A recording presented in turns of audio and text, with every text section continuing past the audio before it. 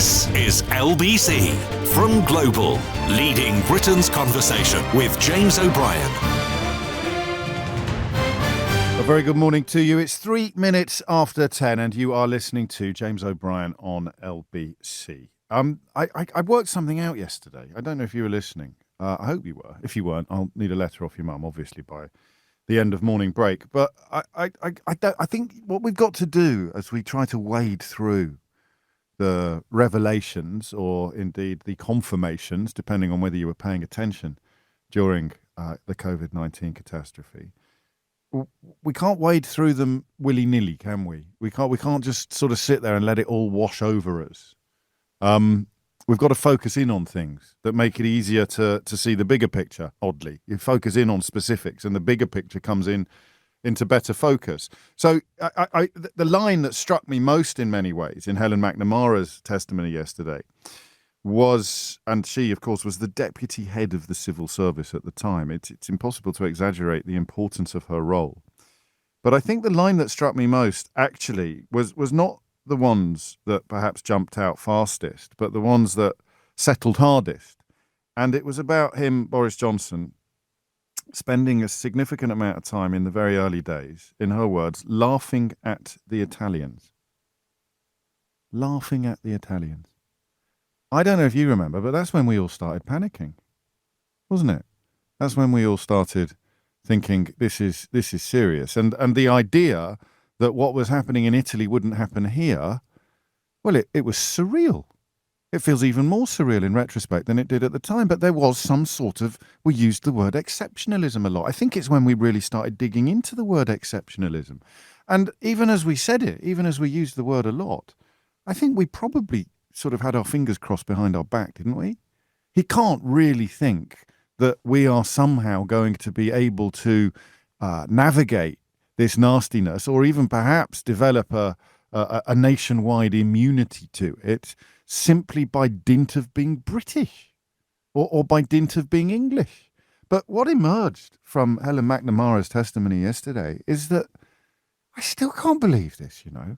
This often happens. I know what I'm going to talk about when the light comes on at 3 minutes after 10, but until I actually get the words out of my head and into my mouth and into your ears, the full weight of it doesn't really hit me. But he honestly believed that the ludicrous, bogus, patriotic nonsense that typified his entire life and had propelled him all the way to Downing Street, he honestly believed that this was somehow a skill set with which you could tackle a global pandemic. He would just somehow become world-beating by saying it a lot. We will be world-beating. But there was no plan in place. There was no particular sense of urgency. There was no particular interest in it. And that line keeps coming round again and again and again. He spent a significant amount of time, quotes, laughing at the Italians. So I look back on the images of intensive care wards in Italy and the calls we took from people in Italy as they desperately tried to get the lid back on, as it were. I look upon that as perhaps one of the biggest alarm bells that we've ever experienced as a country. Could you imagine how loud it would have been had it been an actual alarm bell? I don't know if you have fire practices in your office. We do. They drive me absolutely nutty. They're so noisy. It's almost like it's designed to be some form of psychological torture. But it's necessary, of course. The alarm needs to blow your ears off to be effective. So if the situation, if the images in Italy, if the tragedy, the deaths, and hospitals in Italy was an actual alarm bell, how loud would it have been? How loud would it have been? And how remarkable would it have been to see the British Prime Minister responding to it by laughing? So that, if you forced me to pick the thing that struck me most in the deputy head of the civil services testimony yesterday, it would be that. But there's no conversation there, is there? We're not exactly going to do a BBC-style balanced debate and take calls on why that's not shocking at all, and it's perfectly normal for the Prime Minister of a civilised country to be laughing at the sight of a very near both geographical and political ally suffering in unimaginable circumstances from a pandemic that is almost certainly going to arrive in the UK tomorrow. There's no debate there. It's catastrophic in retrospect. It was catastrophic at the time, and it is eternally unforgivable. And of course, and forgive me for labouring this point, but I do think it's important, significant swathes of the broadcast, of the media industry in this country, both print and broadcast, had their heads so far up Boris Johnson's backside that they still can't tell you the truth about this. Daily Mail is trying to provide coverage of an inquiry into Boris Johnson's handling of the COVID-19 crisis without really mentioning Boris Johnson. It's an astonishing exercise of mental gymnastics that shames us all, really. But that's the thing. So, folks, just keep that in the back of your mind as today's testimony kicks in and the inquiry continues. When that alarm bell went off, what do Italians feel? What do Italians feel, knowing that our Prime Minister was laughing at your tragedy? Ollie in Oxford says, laughing at people dying in overwhelmed hospitals really is a mark of the man. And it is, isn't it? It truly is. Unbelievable. So there's no point talking about that together today because we're hardly going to disagree with each other. And if you are minded to disagree, you probably need medical help rather than a phone line into a radio station. I want to talk instead about the thing that makes me most uncomfortable as opposed to most angry or most shocked or most disgusted. And the reason why it makes me most uncomfortable is I'm almost certain that I'm on the wrong side of this phenomenon. I listened to Helen McNamara talking about a sort of toxic macho culture and talking about misogyny. And I felt a little bit like I did when I read Caroline Criado Perez's book, which contains all sorts of information about how the world is built according to men's needs. You see it in the PPE provision. So Helen McNamara wrote to Simon Stevens, the head of the NHS, simply to say, are you aware that that all of the PPE that we're getting is built to male specifications, which is a silly thing to do because 80% of nurses are actually females. And therefore, it's not good. Everything from average size through to face shape, we're providing them with the wrong PPE. And that's the sort of logistical evidence of a misogynistic society, or at least a society that prioritizes men at every turn over women. Another thing in Caroline's book is an astonishing little bit of information about crash test dummies, which are also built according to male anatomical dimensions, or were until this book came out. Incredible, really, to think that, the thing they use, the dummy they use to see what would happen to a human body in the event of a road traffic accident or in the event of a car crash is a male body. So if you're a woman and therefore likely smaller or differently shaped, that they're not investigating what's going to happen to you in a car crash. And the PPE story here is the equivalent. But what I want to do is read you the email that she sent to Simon Stevens on this issue. I want you to concentrate on the language. Okay, so she said, just when you thought, hi, Simon and Mary. And remember, this is the deputy head of the civil service. And I'll tell you when I've read it why I think it's significant. Just when you thought you were out of the woods on annoying emails from me, has the PPE conversation picked up the fact that most PPE isn't designed for female bodies, and yet the overwhelming majority of people who need PPE are women? 77% of NHS staff are female, 89% of nurses, 84% of care workers. There has been quite a bit of commentary on this. To state the bleeding obvious, women's bodies are different and particularly face shape with masks. If you need more on this, let me know, but it would be reassuring to know that it is being taken into account in this new supply. I didn't know who to annoy with this, so chose you, but by all means tell me where to better direct my questions. And she ends with an emoji of a fist and writes in brackets, that's a fist bump, not a punch. Now, I would never have noticed, reading this, I would never have noticed that its apologetic tone was significant.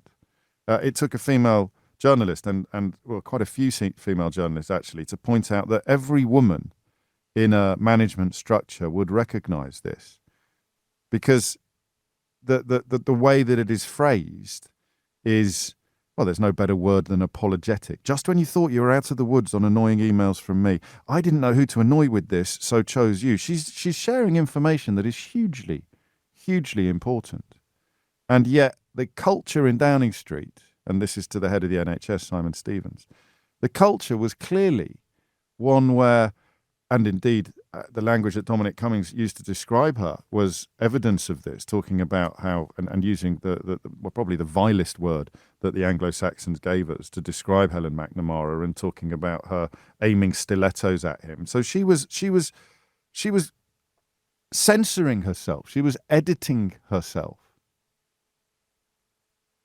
in order not to upset men. And I have seen strong women on Twitter, journalists, some of whom I know, talking about this in a way that reminded me actually of the early days of the Me Too movement. This is, I think, like the non-criminal equivalent of the Me Too movement, where even men who think they're feminists or allies or whatever word you want to use have got absolutely no idea what that is like. And I must have witnessed it. I must have seen it happen. I must have. There's no way a man would have written a letter like that. Well, okay, I can't prove that to you, but there's no way that Dominic Cummings would have written a letter like that. Just compare the Prime Minister's most senior advisor with the Deputy Head of the Civil Service. Dominic Cummings is, well, you know that I can't say the words. Dominic Cummings is calling everybody C words, F words, W words. Think of a rude word. Dominic Cummings was using it to describe his colleagues in the Cabinet Office. And he was throwing around expletives and insults and all the rest of it like confetti at a wedding. And this woman, Helen McNamara, when pointing out hugely, hugely, hugely important things, has to adopt an almost apologetic tone. It's almost as if she's got her cap in her hand and she's ringing it, like Uriah Heep, apologising to these powerful men for disturbing their equilibrium. On the 13th of March 2020, she walked into the Prime Minister's study and said, "I have come through here to the Prime Minister's office to tell you that I think we are absolutely effed. I think this country is heading for a disaster. I think we're going to kill thousands of people." And then she outlined how Johnson's response to the early months of the COVID outbreak was typified by machismo, ignorance, and baseless confidence, which you would have to describe as weapons-grade blokishness. It's casual misogyny. It's low-level misogyny. Do you want another example of it? It happens here, doesn't it? It happens on the show. When women ring in, they quite often preface their call by apologising or by saying that they're not going to be as interesting as other callers, and they're always more interesting. How many times have I said to you, we're having a conversation today about women's life experiences, whether it is through sexual assault through to matters menstrual, and my phone lines light up with men. Bobbing Ongar. They'll be top of the list of people waiting to talk to me about periods. And the reason I mentioned shame or embarrassment a moment ago was because I didn't notice for years. Look, the texts are coming in just like randomly. Female firefighters are wearing PPE designed for men, James. No consideration given for body shape, etc. whatsoever. James, the BMI scale is widely used to define obesity, is also based on the norms of white men. And there's a link to a Washington Post article making this point. James, I'm a tennis coach, and I notice that women spend most of my sessions saying sorry for their errors, and men never do. Caroline writes, it's called casual misogyny, James. It happens all the time. And I didn't know. Well, I knew, but I didn't know. Something about the way that Helen McNamara is trying to do good in an environment of toxic machismo has really struck me. But Dominic Cummings said he wanted to handcuff her in one of his WhatsApps. He said he was sick of dodging, and I quote, dodging stilettos from that C word. He's trying to defend himself on Twitter at the moment, claiming that he's not misogynistic because Vote Leave hired lots of young women. I mean, good God. Self-awareness is a stranger to Dominic Cummings, isn't it? But the way that he talked about her, the way that he wrote about her was deeply, deeply misogynistic. He's incredibly rude about men as well, but the language that he chooses to use for this particular woman is misogynistic, but not extraordinary. So what question cuts to the heart of this? I think it's a bit like the way that we did the hashtag #MeToo.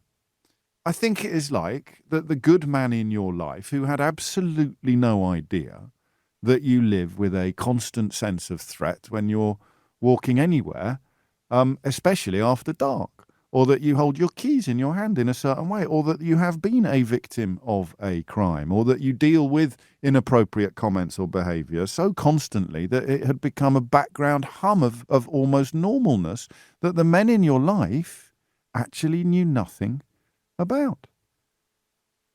I work for a large ambulance service, James, quite high up in the management structure. I email like this on a regular basis because of misogyny. Please keep me anonymous. It's almost as if when you're drawing a man's attention to something, you have to bend the knee. Classic symptoms of heart attack, James, are different for men and women, but it's only the male signs that are put out by the NHS. Lady motorbikers struggle to get leathers and lids when I first started writing, it says Liz. It's better now, but there's a pink tax on it. We pay a little more for the gear than men would. In the workplace especially, the challenge for me here is to persuade you that what is completely normal and ordinary in your life will actually be surprising and even shocking to me. Do you see what I mean? Well, come off it. You must have noticed. You must know that this goes. I kind of don't.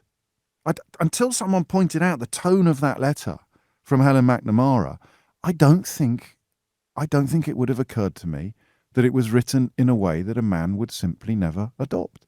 So in your workplace or elsewhere, what would you use to illustrate this problem of constant low-level misogyny? And by low level, I mean you're not being shouted at. They're not swearing into your face. They're not doing things. They're not assaulting you or pinching your backside or calling you, obscene nicknames. Low-level misogyny. Just describe it to someone who has spent 51 years somehow not noticing it. If you hit the numbers now, you will get through. And if Bob in Argyle rings in, I shall tear his blooming head off. 0345 6060 973. This macho toxic culture that means women have to change their behaviour. There's the question. We got there in the end. It only took 20 minutes. How do you change your behaviour because of macho culture or misogyny or whatever you prefer to call it? 0345 6060 973. It's 10:21. Feisty.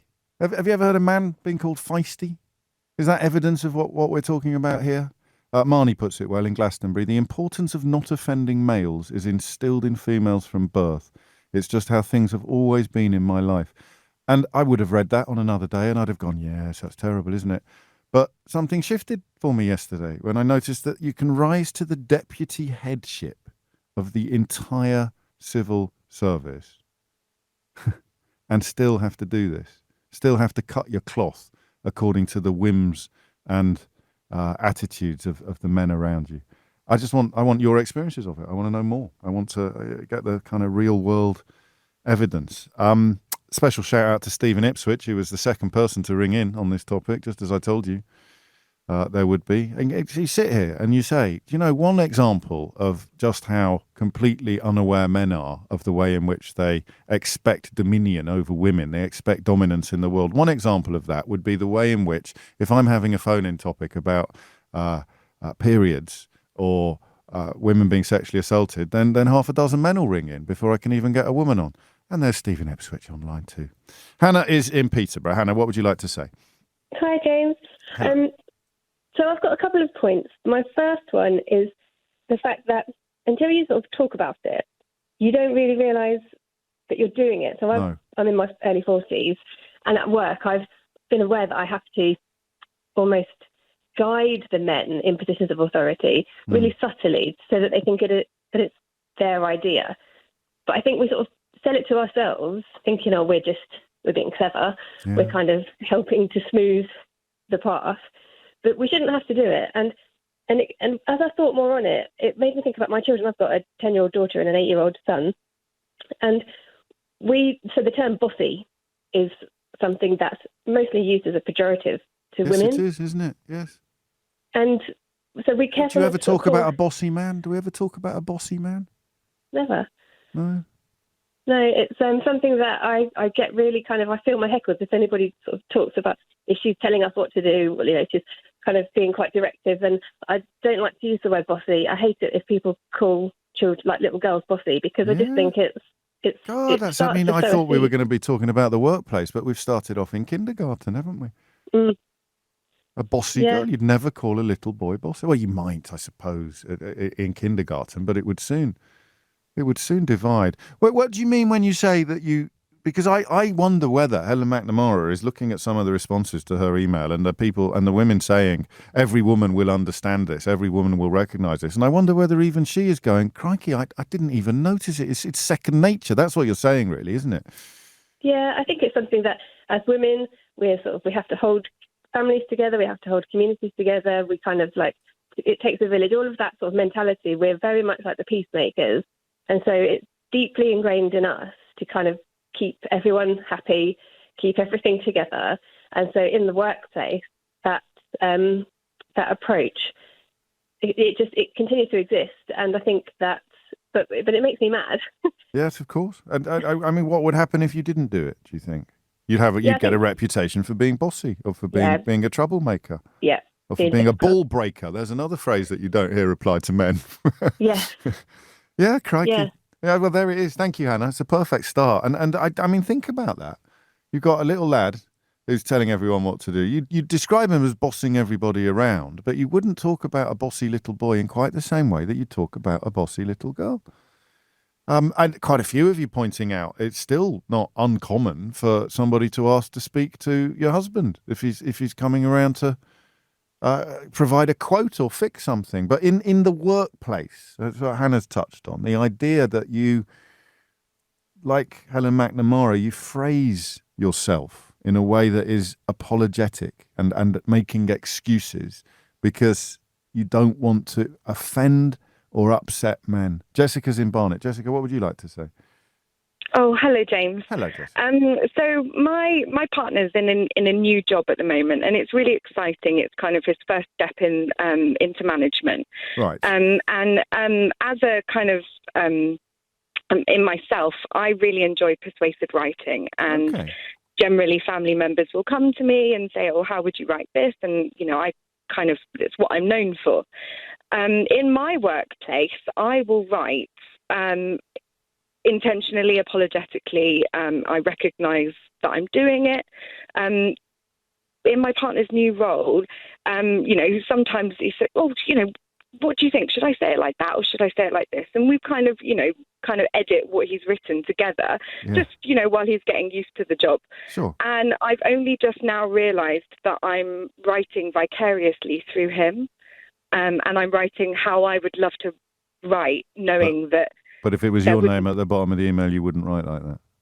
Exactly. Yeah. Wow. And just listening to the conversation and your previous caller, it's just it's just rung home to me, and I think that's just so sad, really. It's incredible though. Because it's right there under your nose, but until someone's pointed at it, you hadn't even noticed properly. Fully. Yeah. So what sort of thing? Can you think of an example? Because I think that first line of Helen McNamara's email is a straight up apology. I'm so sorry for bringing this. Just when you thought you were out of the woods on annoying emails from me. She sounds so lovely, doesn't she, doing that? It's like she's bringing something to the attention of the head of the NHS that could be a matter of life and death. If a nurse is wearing a mask that doesn't fit because we're buying millions of masks that are designed for men's faces and 89% of nurses are women, this is not something that is an annoying email, but she's obviously worried about having a reputation for being irritating, and we now know that Dominic Cummings was polishing that reputation for her by calling her the C word and complaining about her throwing stilettos in his direction and bothering him with matters of ethics. God forbid that Dominic Cummings should have to abide by any code of ethics or propriety. And she's writing just when you thought you were out of the woods on annoying emails from me. You'd never write that if you were doing your husband's. If you were helping your husband. You wouldn't. It's absolutely shocking. And if the boot was on the other foot or the mask was on the other face, you would be saying just simply, the masks don't fit. Yeah. Whoever's providing them and supplying FFS them. FFS guys, these masks are designed for men. It's mad. Exactly. Well, there you go. I'm glad I'm not alone. I'm glad it's not just men that are being slightly taken by surprise by this whole thing. Thank you, Jessica. It's 10:31 and time for the news headlines.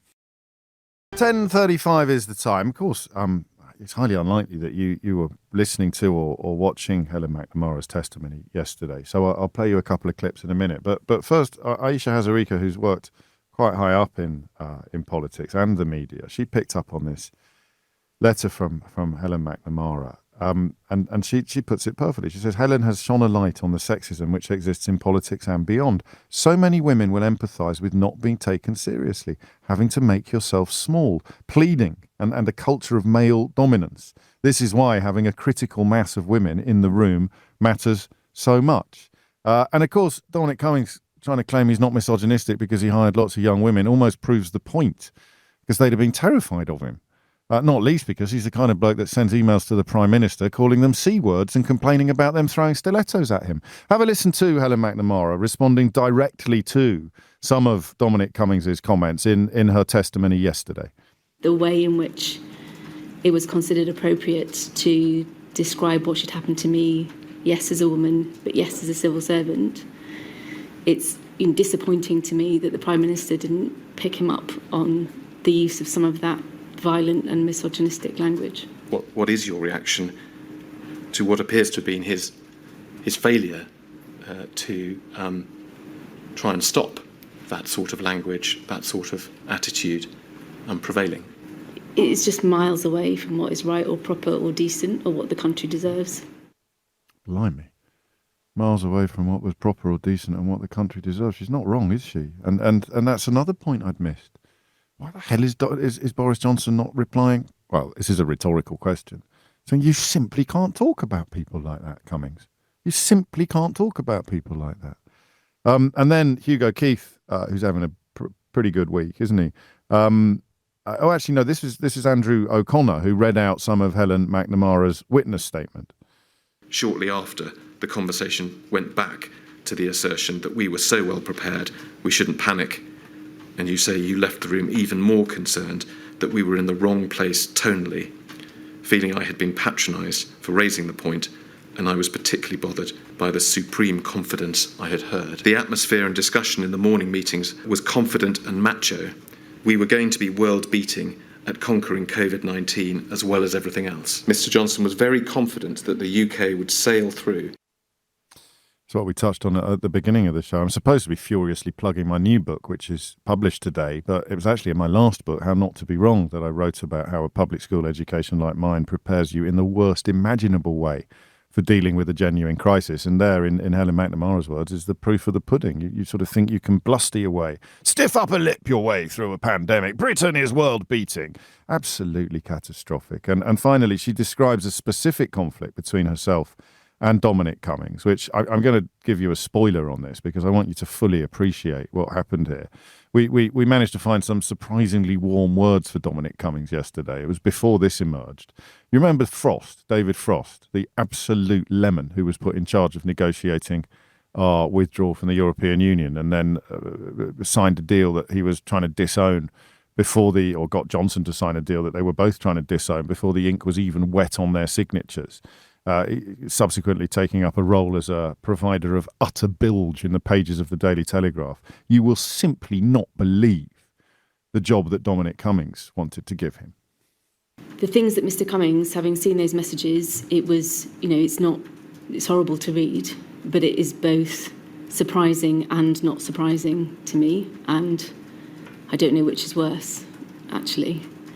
I think that he was frustrated with me at the time. I would absolutely own that.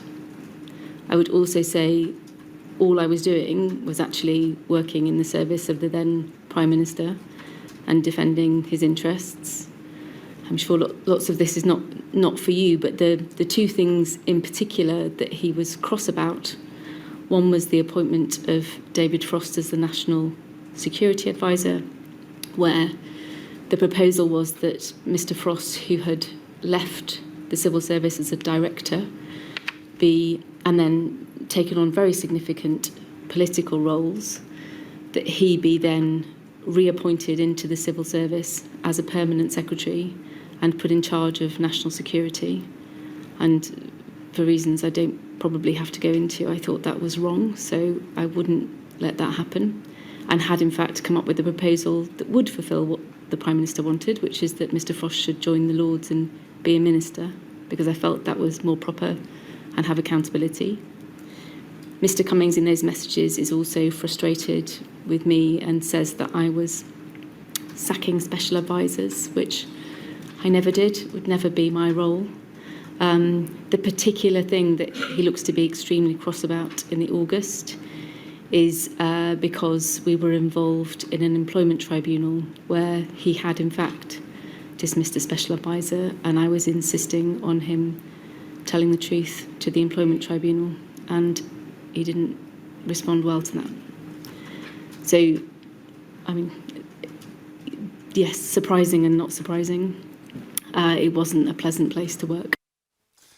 Understatement of the century there, I think, from the former deputy head of the civil service. I mentioned the new book a moment ago. I'm on tour with it at the moment. I was on stage in Bath last night, and the thing that is hardest to communicate to people is how every rock you look under, you find 10 more rocks. So you can talk about how you think you've reached rock bottom, and then, I don't know, Nadine Dorries is made Secretary of State for Culture, Media and Sport, or you think things can't possibly get any worse, and you find out that Boris Johnson was laughing at the Italians. David Frost, who, as she explained, left the civil service because he'd peaked at a relatively low level. He went off to run the Scotch Whisky Association up in Edinburgh, where he made fairly half-decent speeches about how stupid it would be to leave the European Union. Bringing him back in to an organisation he'd left because he'd peaked at a relatively mid-management level as a senior honcho in charge of national security. It would beg a belief if you were talking about any other administration at any other point in British history. Here's a great one, actually. James, every male boss I've ever had, good or bad, seems to feel the need to take me down a notch when I approach them with confidence for an idea or an issue. So over my 25-plus year career in technology, I've had to adjust my approach to ask for help instead. And then they are all too happy to hear what I've got to say. It's really demoralising. I'm almost certain that I could be in that category, you know. I'll have to have a long chat with the producer after the show. I don't think that she comes to me asking for help when she's actually presenting me with brilliant ideas. Today's phone-in show was her idea, for example, the fact that this would make a really interesting conversation. But my goodness me, that's an uncomfortable read, I think, for a lot of men, an uncomfortable listen, because you're even kind enough to say every male boss I've had, good or bad, even the good bosses prefer you to approach asking for help when in fact you're sharing a brilliant idea. Beatrice is in Edgware. Beatrice, what would you like to say? Oh, hi. I'm a freelance journalist, and I... Aren't we all? and I kept being at press events, and the women would say, sorry, but did I miss that? Yes. And the blokes would just ask a direct question, and it was driving me mad. So I decided to look into it. And I found that there was a Canadian sociologist called Dr. Maya Jonovich, who I spoke to, and 8 years ago attended a conference. All female academics spoke. They all have experts. They've written academic papers. They all apologized in some way for being in the audience. And she actually changed her career. Wow. So she wrote a TED talk, How Apologies Are Confidence, which has been viewed 100,000 times. And it's women. And it's extraordinary because what I found was that the more you apologize, the more it hacks away at women's self-confidence. And I thought that was fascinating. There's also a Google plugin that Helen McNamara, might want, which is Just Not Sorry. And it notifies you every time you say, I'm sorry. Oh, excuse me, but, do you mind me bothering? Yes. Always. At every turn. And simply not, this is not language that men speak. No, and I think that women have to look at themselves, because that's why I looked into it and just go, hang on, sorry, I'm going to sort of flick an elastic band. Why am I saying that? Because apologies are really, really important, okay, when they're meant.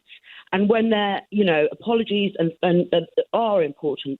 But if you're apologising for yourself, you are plugging away at your confidence. It's chipping away. And by the end of the day, you're going to be exhausted by apologising. Have you changed the way you behave? Yep. Well, How? I actually tell my friends, why are you apologising? Articles, sorry, but Meghan, why are you saying sorry, but? Or just, about it here's a good one. Sorry. Oh, no, pardon me. I'm angry about it because when I looked into it, it just seemed to me that we all need to look at ourselves. And I've done training, and that's been popular, PR training, public relations training. And that has been the most popular one I've done. Really? And it's changed people's confidence. Yeah. And it doesn't have, I need to phrase this question quite carefully, but it doesn't have negative connotations. It doesn't then see women actually almost becoming self-fulfilling prophecies when they return to work in a less apologetic fashion. They don't end up getting sidelined or... Great question. That's a great question. Result is, journalist, the result is that they actually get more respect. They get more respect. They're listened to more. Social conditioning, isn't it? Yes, it is from childhood. It also, neuroplasticity, it changes that too. Because it becomes almost a reflex rather than a conscious behaviour. You'll like this, I think, from Brenda in Whitstable, Beatrice. She says, I coach women in senior positions, and however much they have achieved, the instilled requirement to be small, to be quiet, to be inoffensive and to be non-confrontational is so hard to unpick. No woman wants to feel ugly, which is what they are made to feel that these things look like. Even to stop beginning an email with the words just wanted is really difficult. Oh, well, they need the plug-in, don't they? I don't work for Google, but it's a good one. Well, thanks for the recommendation. The TED Talk, have a look at how apologies kill our confidence. That would be really good. How apologies kill our confidence. 10:47 is the time. Thank you, Beatrice. It's been one of those conversations, this, hasn't it, where you can feel light bulbs popping all over this. Well, certainly all over the studio, and I hope all over wherever you're listening as well. It's 10:47. It's 10:51. I can't complete any conversation about yesterday's testimony from Helen McNamara without a nod to Hugo Keith, who spent some time on Tuesday, of course, questioning Dominic Cummings about the comments he had made about Helen McNamara. Dominic Cummings at the moment spitting his dummy out on social media because he's insisting that he's not remotely misogynistic. He called Helen McNamara a C-word who was throwing stilettos at him and said he wanted to handcuff her. But he's definitely not misogynistic. Have a little listen to that. This is from Tuesday, of course. If I have to come back to Helen's with PET, was that propriety and ethics? Yes. Part of the Cabinet Office, or number 10. Designed to waste huge amounts of my time so I can't spend it on other stuff. I'll personally handcuff her and escort her from the building. Had you got form, Mr. Cummings, for arranging for people to be escorted from number 10 before? You shouldn't believe everything you read in the newspapers. That story is not accurate. I don't care how it's done, but that woman must be out of our hair. We cannot keep dealing with this horrific meltdown of the British state while dodging stilettos from that.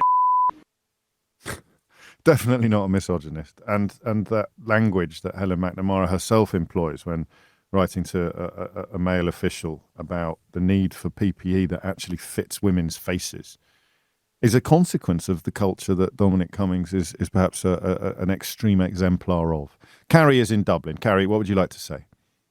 Hi, James. Hey. I've spoken to you before, and it's been around my workplace as well. And I just want to really there's two parts to this, my point.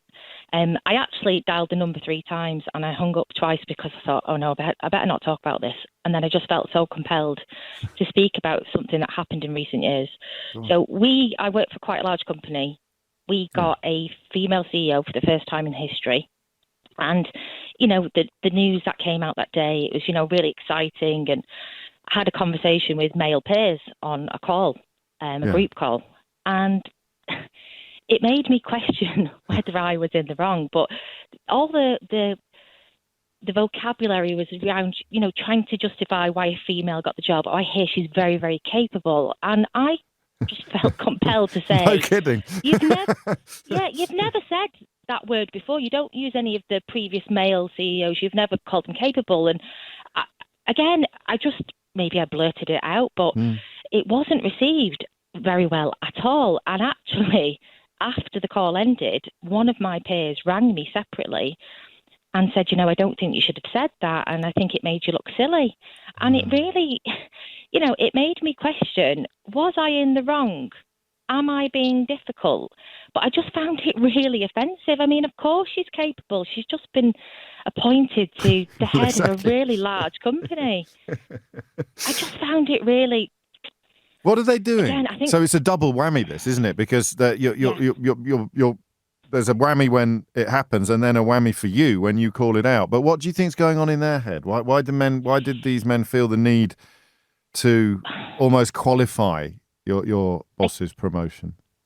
I think it's unconscious bias in the first instance. But I think then the subsequent call I got a peer, is just pure sexism.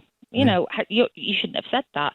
On the flip side of that, my company are trying so hard to combat unconscious bias.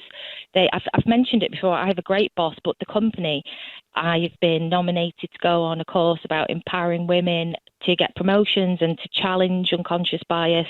I don't blame my company. Again, I'm apologising for my male peers. I don't even blame them really.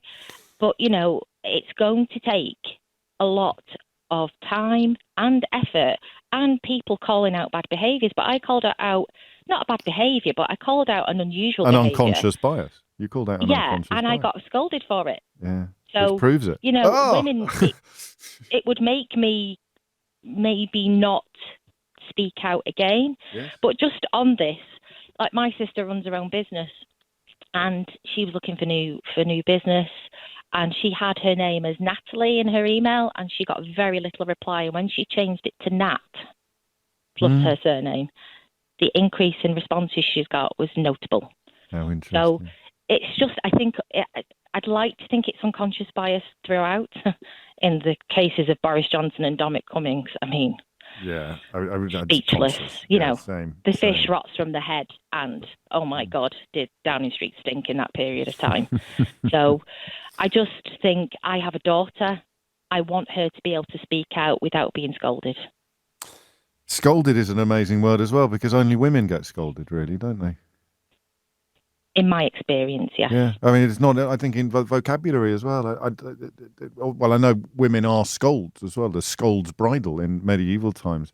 It may be one of those apocryphal stories, but I don't think it is, where there'd be a sort of form of gagging put on a woman who had a reputation for scolding or nagging her husband. Carrie, thank you.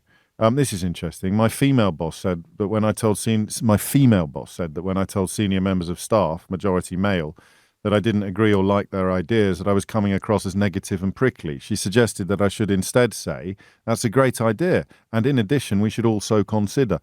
If she says that to men as well, then all well and good, but it seems unlikely, doesn't it? Erica is in Lancaster. Erica, what would you like to say? Morning, James. Hello, Erica. Coming back to what Beatrice said earlier, so I'm an academic who studies women's leadership. So one of the things that's well recognised is that in order to be recognised as being a leader, you have to make a claim to that and be agentic. But as a woman, often making that very claim is seen as acting in an overly masculine way, and that is rejected. So you have to put on a performance of femininity and try and balance the two. Otherwise, you'll be punished for being insufficiently female. Yes. And so, that's how you get, Ditch the Witch for Julia Gillard. That's how you get some of the horrible stuff around Hillary Clinton or kind of any woman leader. Nicola Sturgeon. You quickly get this portrayal of them as kind of not proper women, not real wives, not appropriate. Julia Gillard was portrayed as being deliberately barren by an Australian senator. All that kind of stuff. But the story I called in to tell you was, so I was at a student staff forum this week, and as just kind of before the meeting quite started, that most people were in the room, I noticed that there was only one woman student rep in the room. Right. And I spoke to one of my male colleagues, another academic, and said, "Oh, do you know if any of the other student reps are women?" And he said, "Oh, no." And I said, "Oh, that's a bit of a problem. You know, it looks like we've only got one woman student rep." And I said, "We'll have to think about how we address that." And he said, "Oh, well, they were democratically elected." And I said, "That's okay. Democracy has a well-known problem in electing women."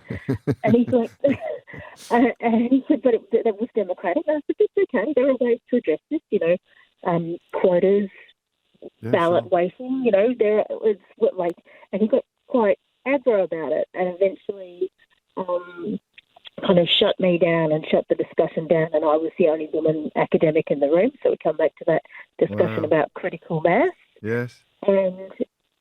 And when we got to talking about equality and diversity issues, was one of my male first years who actually stood up and said, well, didn't stand up, but actually said, actually, I think we should have that conversation, because my colleague had said this isn't a conversation for here. Wow. And my student said, and I'm uncomfortable with the way you closed that conversation down. Gosh. So it actually took one of my students to say to one of my colleagues, and he's meant to be teaching equality and diversity and inclusion in his classroom. Yeah. Took one of my students to tell him what it is, to show him what it is. To call him. And I'm autistic, so sometimes I get those cues wrong. Right. And I have been, for all my professional life, so I'm a woman who fails to model femininity in appropriate ways anyway. Sure. And given my research field and my autism, I often kind of assume that we're all on the same page right now about the idea that we should have better representation of women in these things. So when I raised it with a colleague, I thought I was talking to somebody who would agree with me. And so I probably hadn't shaped it. That's fascinating. In a way. No, and that's not social conditioning, is it? That's your autism, and someone on the outside watching can see that what perhaps you couldn't. Wow, you couldn't make that up. Actually, that context, that academic field, that conversation, that exchange. Thank you, Erica. I'm only cracking on because I'm a tiny bit late for the news. Last word to whoever sent this text, to James O'Brien. Dominic Cummings is not a misogynist. He sent those WhatsApp messages before he had his eyes tested. It's 11:01. 5 minutes after 11 is the time. We may well return to, we definitely will return to that conversation at some point in the future, because it's one that obviously is only just starting in some quarters, including this one. I just because I'm weird that way, was having a look at page 4 of the Daily Mail today, which is where they report upon the toxic culture where women are overlooked. And they're continuing this astonishing attempt to cover Boris Johnson's handling of the COVID crisis without barely mentioning Boris Johnson. So the only time he appears in this article about his senior advisor and the woman who was deputy head of the civil service when he was prime minister, the only mention he gets in the entire article is this. The former chief Downing Street aide urged Boris Johnson to sack Ms. McNamara for causing trouble. There's no mention at all of what she said about him, Johnson, or the conclusion that he was responsible for the toxic culture that she has described. Obviously, he writes a column for the Daily Mail, so whoever writes these articles is being ordered to keep Boris Johnson as out of it as you possibly can. And so a story about an inquiry into a Prime Minister's handling of a COVID-19 and his government's handling of a catastrophe, if you are a Daily Mail reader, is being conducted in a way that is designed to keep the actual central figure of the entire story as much in the background, as far in the background as is humanly possible. Just take a moment to reflect upon that. I think it's still the best-selling newspaper in the country. It's also chapter 2 of How They Broke Britain, my new book published today, how the editor-in-chief of this newspaper, Paul Dacre, is responsible for polluting public discourse in a way that is almost beyond belief. But if I'd needed an example of it, if I'd had to invent an example of it, I couldn't have come up with a better example of this than this. An alleged newspaper considered by Wikipedia to be an unreliable source for news, and yet still the one that conservative politicians care more about than anything else. An alleged newspaper trying to cover Boris Johnson's government's handling of the COVID-19 catastrophe while keeping Boris Johnson as far in the background as is humanly possible because they're paying him £500,000 a year to write a column. That's not just bad for newspapers. That's bad for Britain. That's bad for democracy. That's bad for public discourse. And it's so completely normal that this is quite possibly the only place in the UK media where it will be properly called out. And I say possibly because I don't want to sound even cockier than usual. But there it is, which is part of the reason why we're going to talk about something completely different next. We're going to talk about AI. So I said to you a while ago, probably about 6 months, do you think, was it? About 6 months ago? I said to you, this is going to be a topic that we will come to on an irregular basis, probably an increasingly frequent basis, but on an irregular basis because it's going to get bigger and bigger and bigger and bigger. There's a famous aphorism in the world of technology about microprocessors. I think it is they get twice as powerful and half the size with every iteration. So that's why everything's tiny now. That's why you've got a watch that can do things you'd have needed a computer the size of a house to do when you were a kid. Microprocessing, I'm probably getting the words wrong, but you understand the point that I'm making. And artificial intelligence is on a sort of similarly exponential course, but it still breaks down between people who say it could be the end of the world as we know it and people who say, oh, would you just relax? It's not that bad.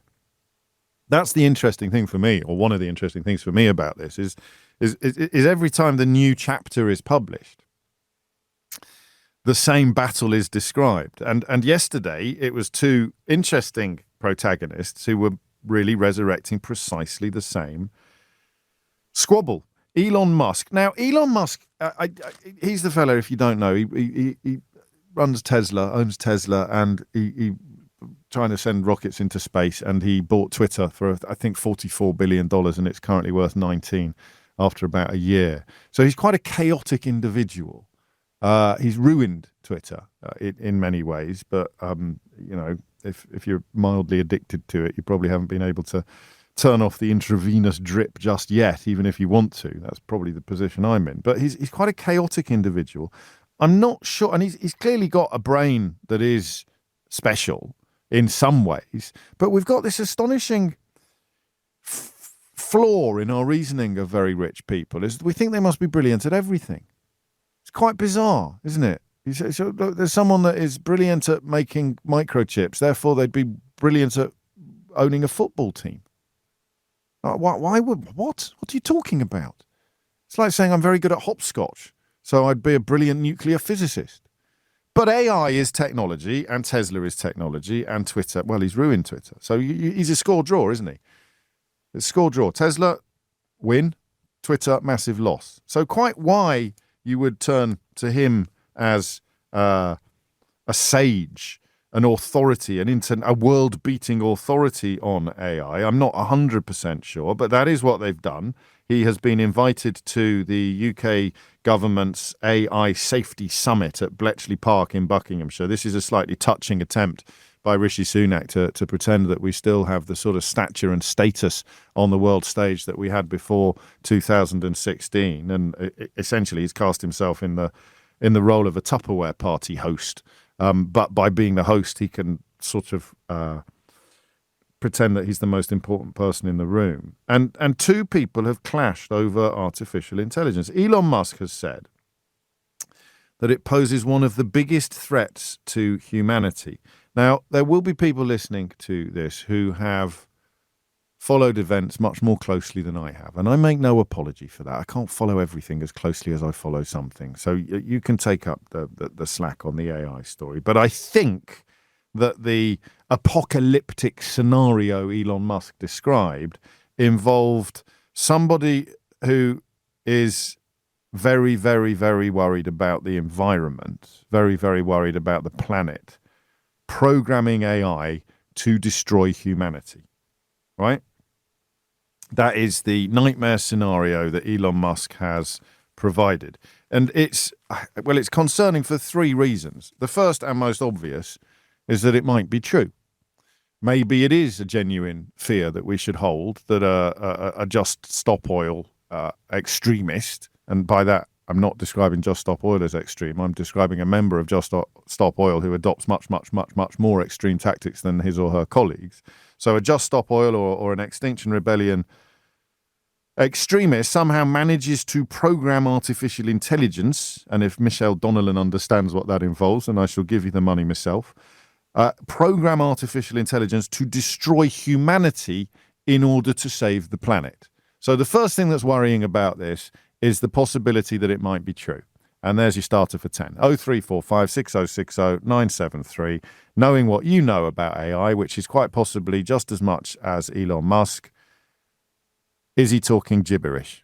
I nearly swore then. I've got to be careful. 0345 6060 973. Is there a very real risk that a hardcore environmental activist could destroy all humans in order to save the planet via the medium of artificial intelligence? Yes or no? I'm sounding a little sort of condescending, which almost certainly means I'm going to sound stupid in 20 minutes when you explain to me why Elon Musk actually has a very, very important point. So that's fear number one. He could be right.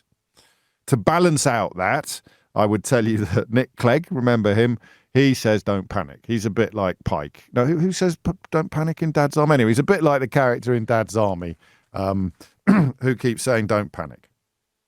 Nick Clegg says the dangers are overstated. The people within too many people, he said many people within the industry agree with him, and governments shouldn't be micromanaging tech companies through legislation. He would say that, of course, partly because he earns a significant chunk of change every year as the vice chairman of Meta, the company that owns Facebook, Instagram, and WhatsApp. President of Global Affairs, I beg your pardon. That is Nick Clegg's job description. So President of Global Affairs for a massive tech company says governments shouldn't bother tech companies with too much legislation. So, it doesn't mean he's wrong. It doesn't mean Musk's wrong. But they are in complete disagreement with each other, and I'd like to know who you agree with. Okay, so that's question stroke fear number one. Question stroke fear number two is that Elon Musk is a muppet, which seems to me to be a very real possibility. He's sort of flirting with white supremacy on the platform that he bought and has seen it, I think, roughly halve in value. And he's also, if there's a lazy right-wing bandwagon, Elon Musk is trying to buy it, not just get on it like most people, but he wants to actually buy the bandwagon. And that includes eco-protesters. You know, these dreadful, dreadful people who are so worried about our future that they risk their own liberty to sound the alarm bell.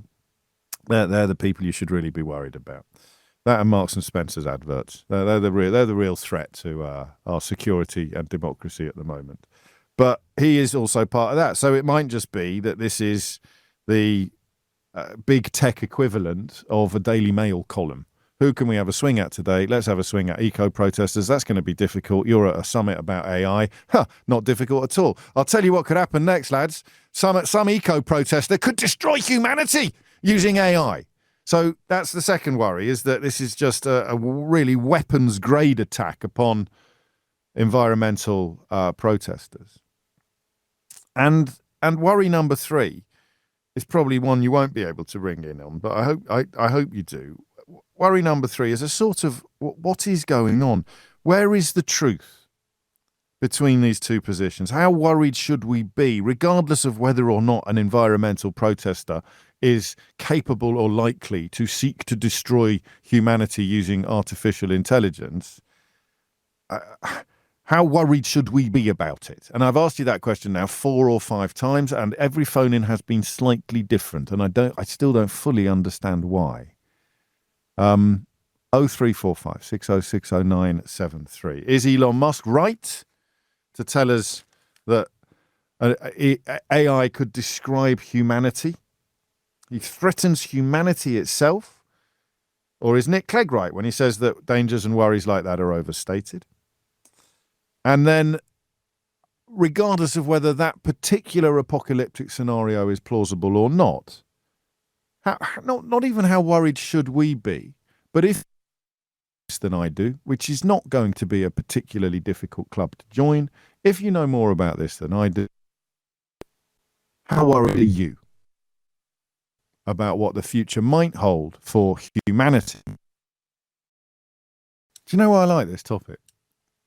Partly because usually when a question is quite straightforward and predictable, I think it's lazy on my part and therefore not particularly scintillating radio for you. But this is one of the exceptions to the rule.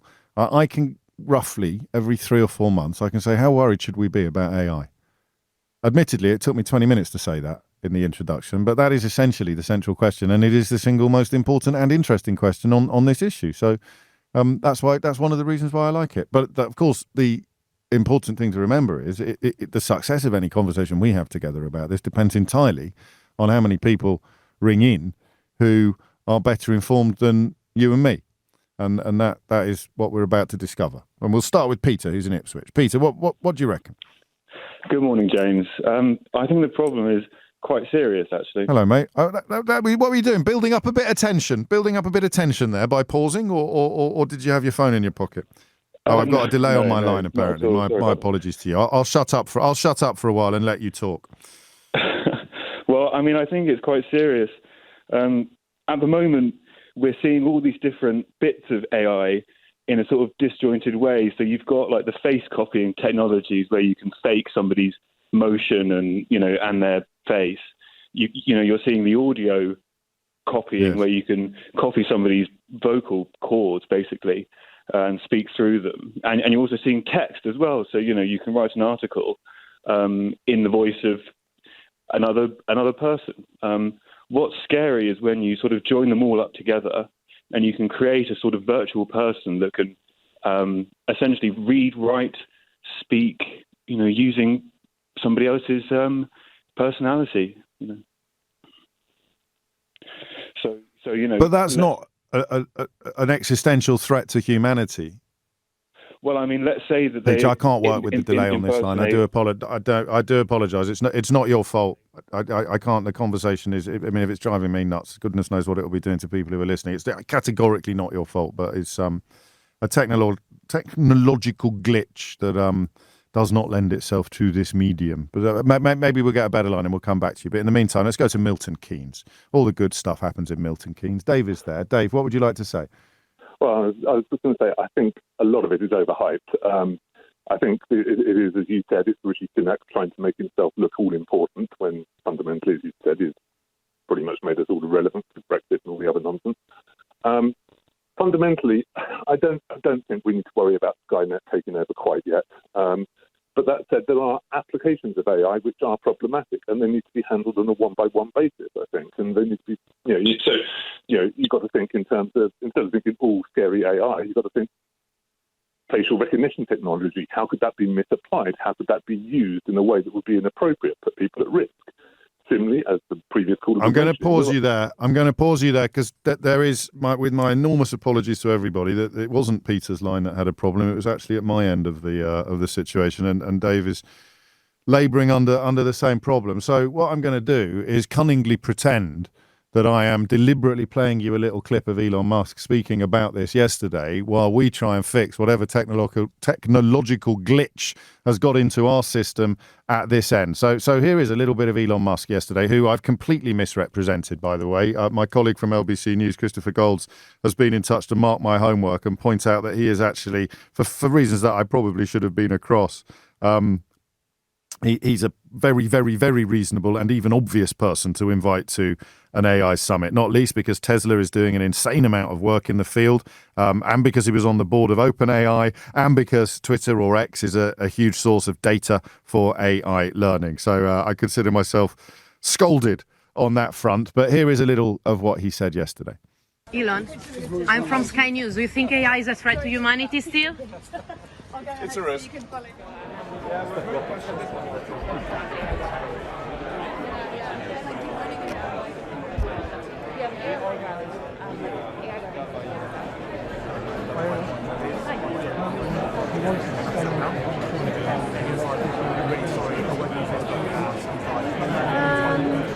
A little bit of fear is probably wise. I think you've got a double-edged sword, which where I think most likely I should say that my personal opinion is that AI is sort of like at least 80% likely to be beneficial, and perhaps 20% dangerous.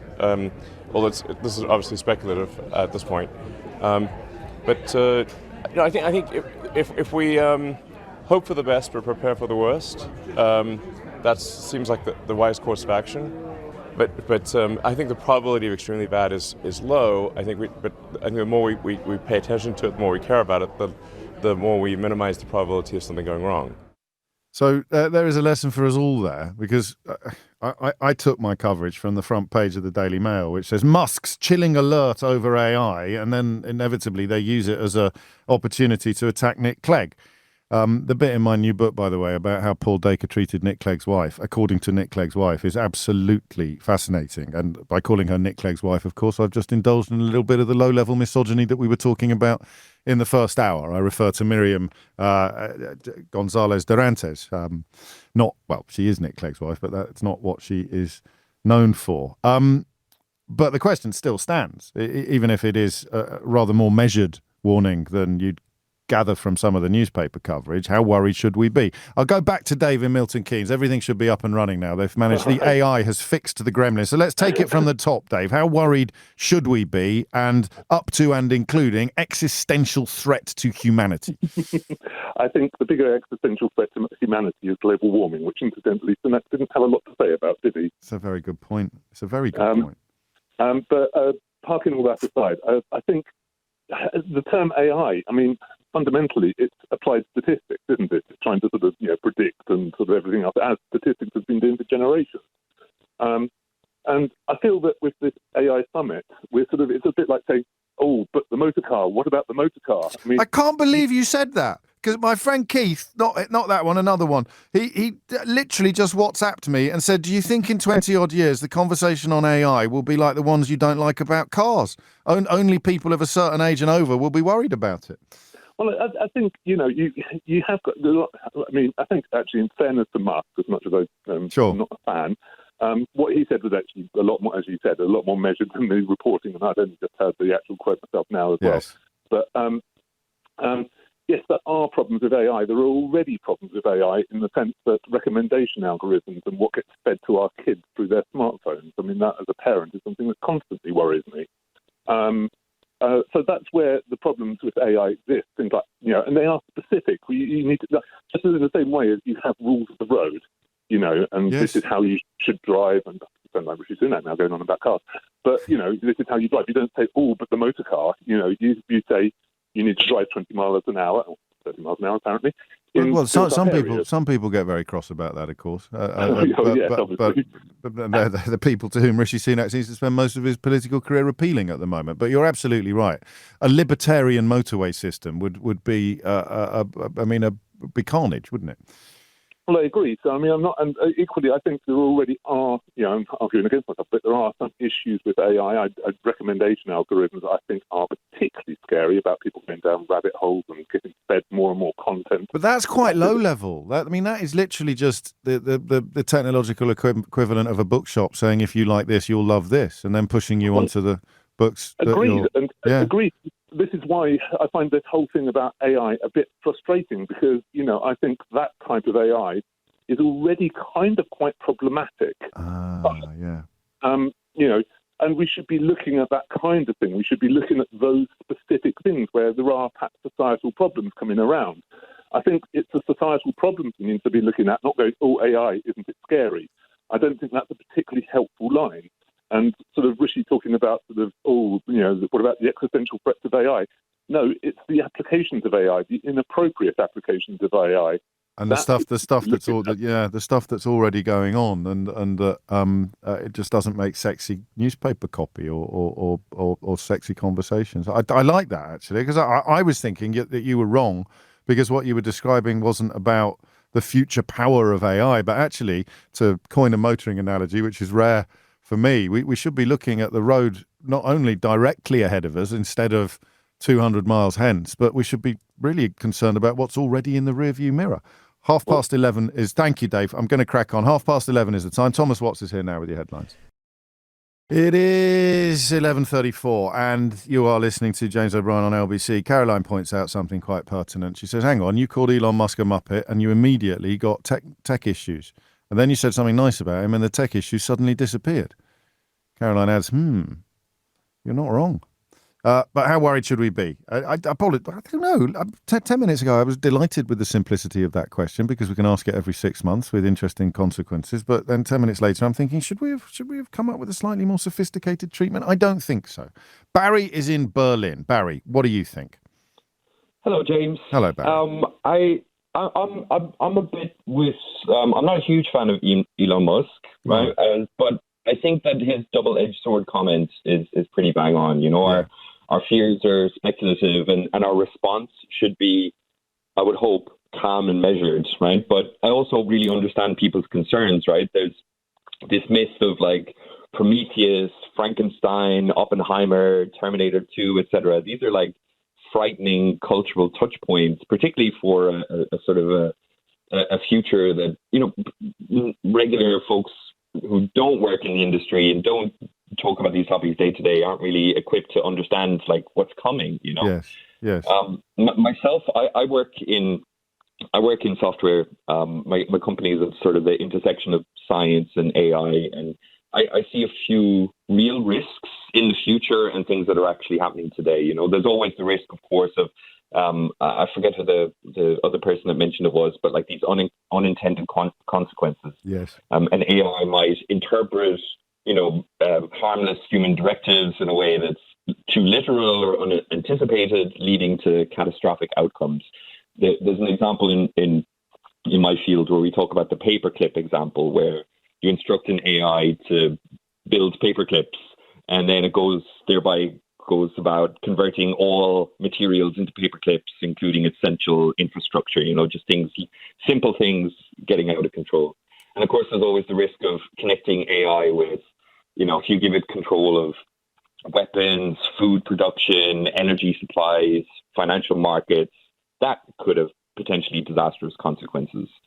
And of course, as one of your previous callers mentioned there's the risk, which is happening today, of the manipulation of information, of making truth uncertain. We talked about this a lot in the past around the time of the Facebook scandal with Cambridge Analytica. Yes. Manipulating media, communications, data at scale.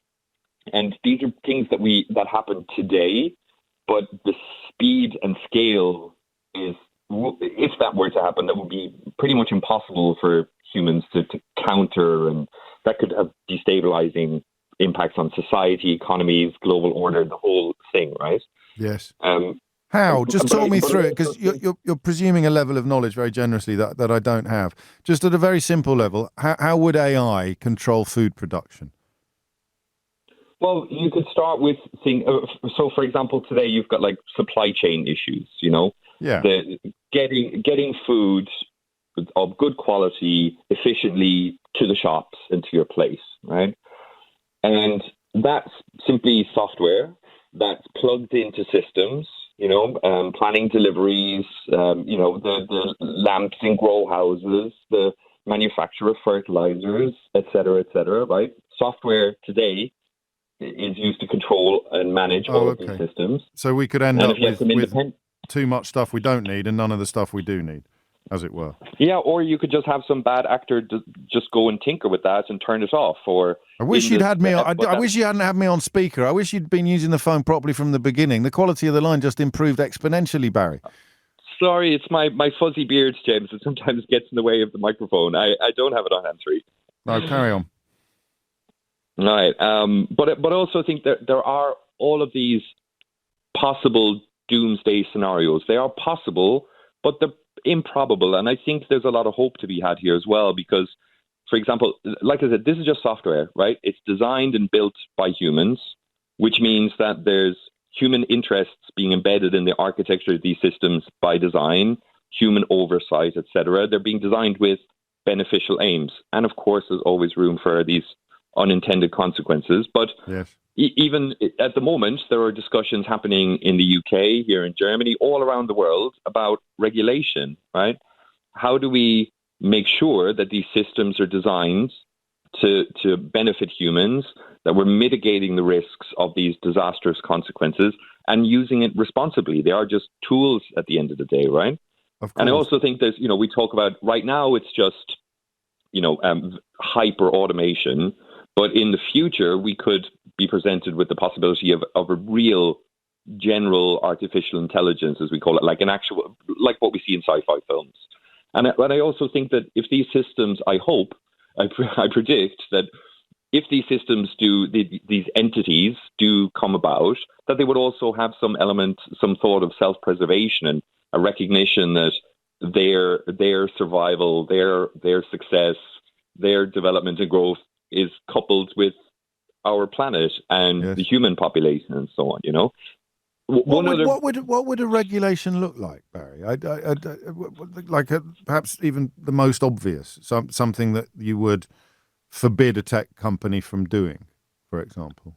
I think this is a really, really good question. I think it's about capacity and capability, right? Right now on your phone, predictive text, right? It knows the messages you've written before, and it can help you to just take a shortcut and write the messages. That's a very low level form of, in air quotes, AI, right? But it's got a limited capability. It can't write messages on your behalf and so on, right? And then you have the other end of the scale where you have fully autonomous. It can make decisions. It can process information faster and better than humans can, etc. I think it's responsible that governments and industry have limitations on who can own these. I think personally, even though I work in the industry, I think it is a terrible idea for these technologies to be in the hands of private organizations. They should be heavily regulated, probably more than any other technology available. So here attention is emerging then, because that would explain perhaps Nick Clegg's intervention on this, because the idea of governments taking away the toys of big tech companies, the incredibly profitable toys. And is this linked in a way to the concerns that many of us had when we realized just how much control Elon Musk had over the satellites that determined whether or not a military escapade undertaken by Ukraine would succeed or not? That power shouldn't lie in the hands of a private individual, never mind a private corporation. Absolutely. Right. Absolutely. This is, and I think the real danger, forgetting about the sci-fi scenarios and the evil startup Machiavellian types, I think the real risk, the very present risk is much, much simpler. I think it's things like human redundancy, right? Software, in my industry, we say software is eating the world, right? Software touches every aspect of our jobs. And software ultimately is about, it's about saving effort and doing the hard work, but it's also redundancy, right? It's making human labor, human effort redundant. And we run the risk of replacing. What will we do? There are billions of people on Earth. What will we do in the future if robots and machines do all of the work? How will we earn? How will we feed ourselves? What will happen to society? I mean, this is sort of universal basic income territory, and also probably ideas that nobody's even had yet. Yeah, and also just the fun, if that's the right word, the fun and creativity of being a human with thoughts, who can be creative and innovative and solve problems. If that's taken away from us and we externalize that and make ourselves redundant, what are we for? What are we doing with ourselves if... It's not mystery hour, mate. As a society. I'll ring in on Thursday. Or later today, I forgot what day it is. But you know what I mean? These are the things that we should be concerned about. Is like, we don't know that they're not... What is the purpose of society? Right, yes. So they won't be having these conversations in Bletchley Park because they will be talking about the engineering side of it, whereas you're rightly reminding us of the importance of the philosophical side of it, really. Absolutely. I think that's the thing that we need to keep an eye on, not nukes and disinformation. Those are manageable problems. Okay. It's just like, what happens to society when we're, in fact, WALL-E, I talk about this with my colleagues every day. That's the Pixar movie where it's a good film. The little robot, the rubbish collecting robot. Yeah. And think about the humans on the ship.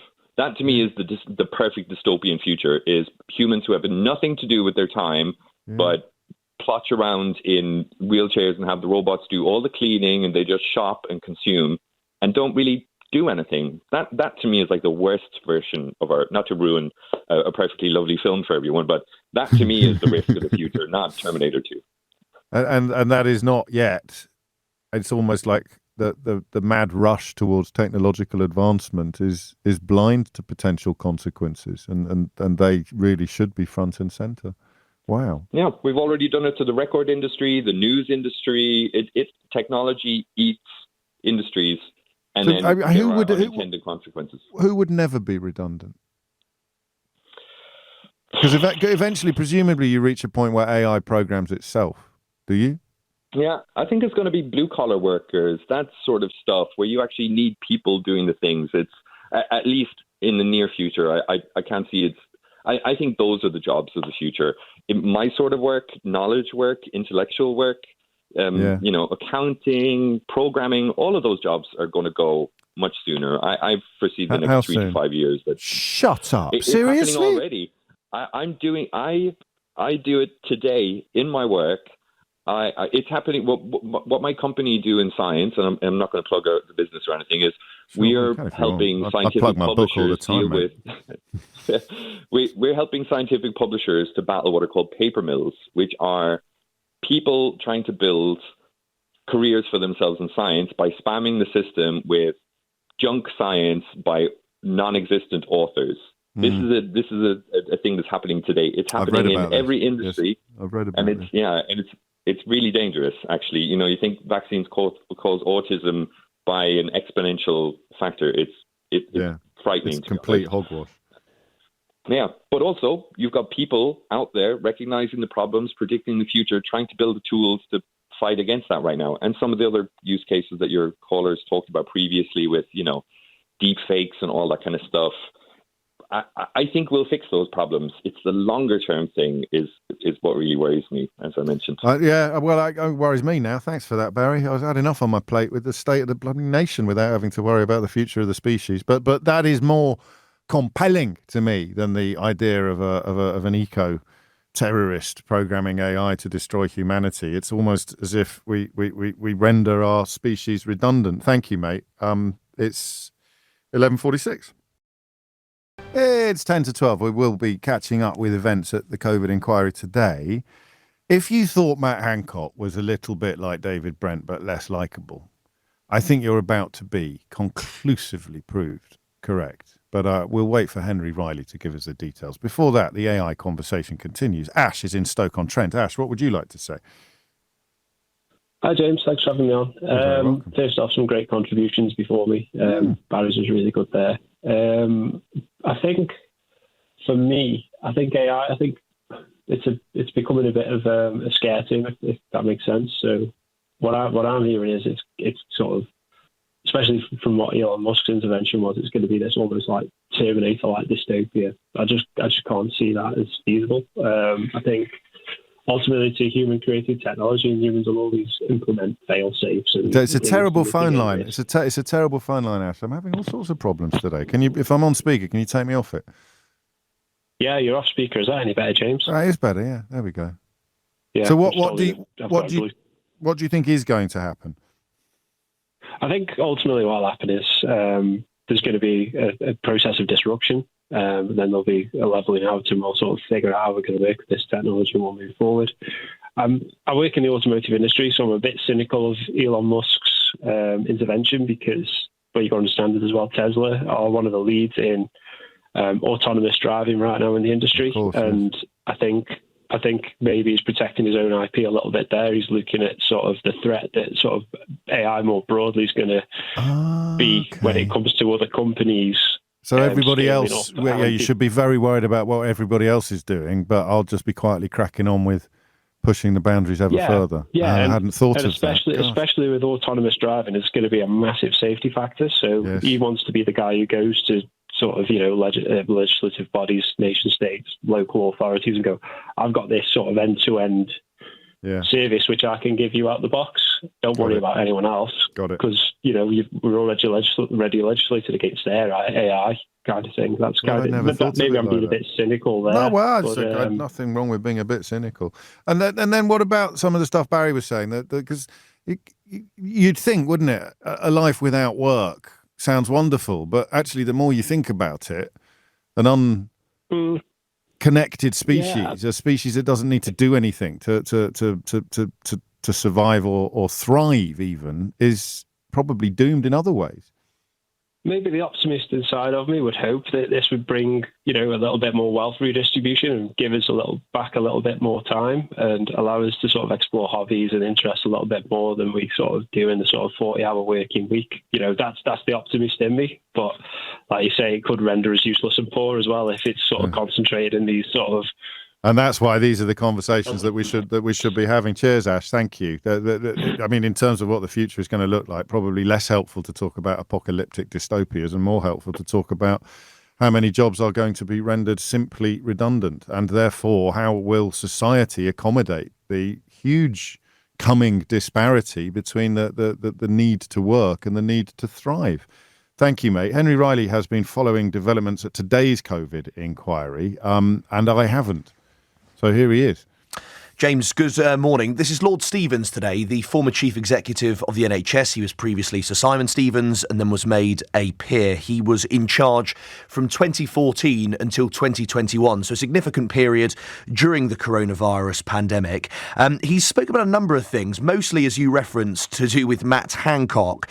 He speaks about those early COBRA meetings, mostly in January and February of 2020. He says that he was at a lot of them, but the most striking thing was that Matt Hancock, if he chaired them, he said that certain cabinet ministers wouldn't attend and would just send their junior ministers instead.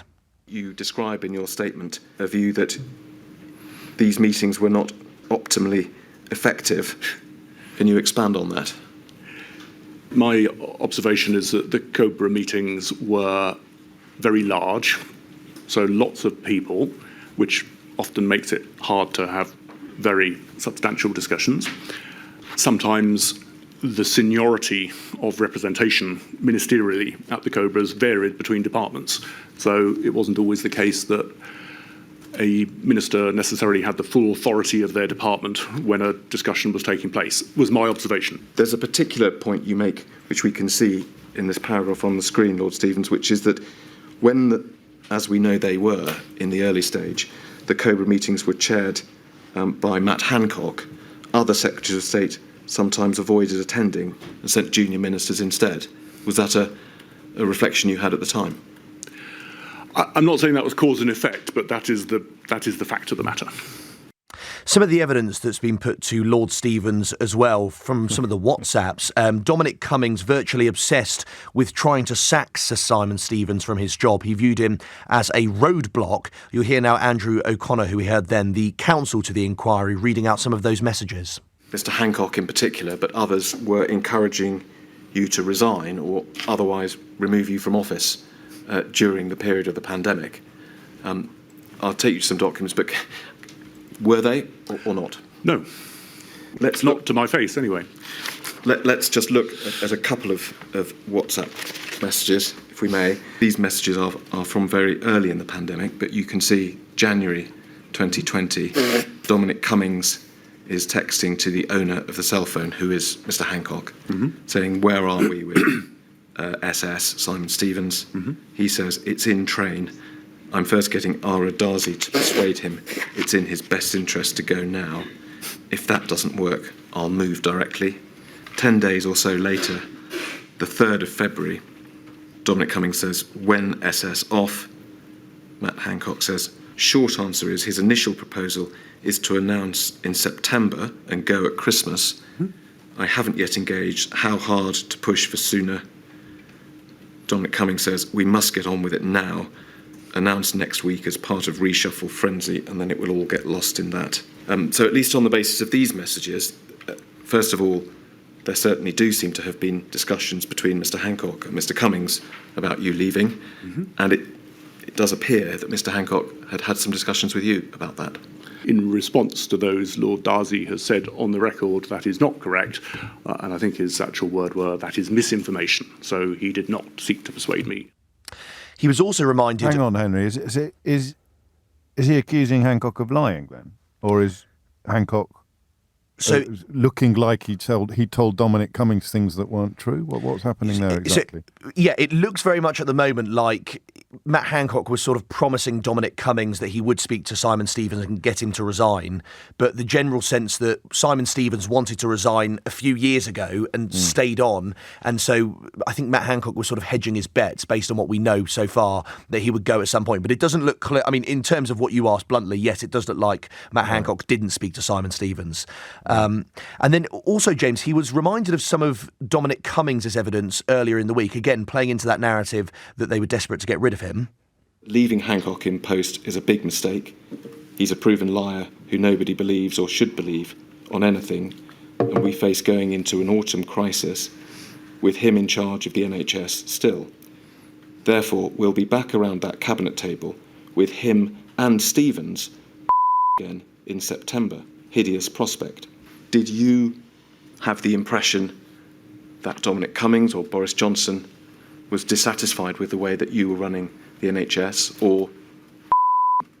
Well, by the standard of Dominic Cummings' adjectives, that's one of his gentler epithets.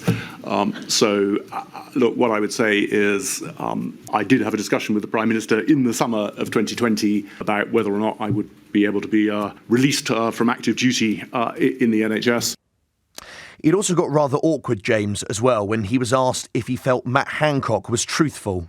The inquiry has heard evidence that other people working with Mr. Hancock found him someone who was untruthful. Was that your experience or not?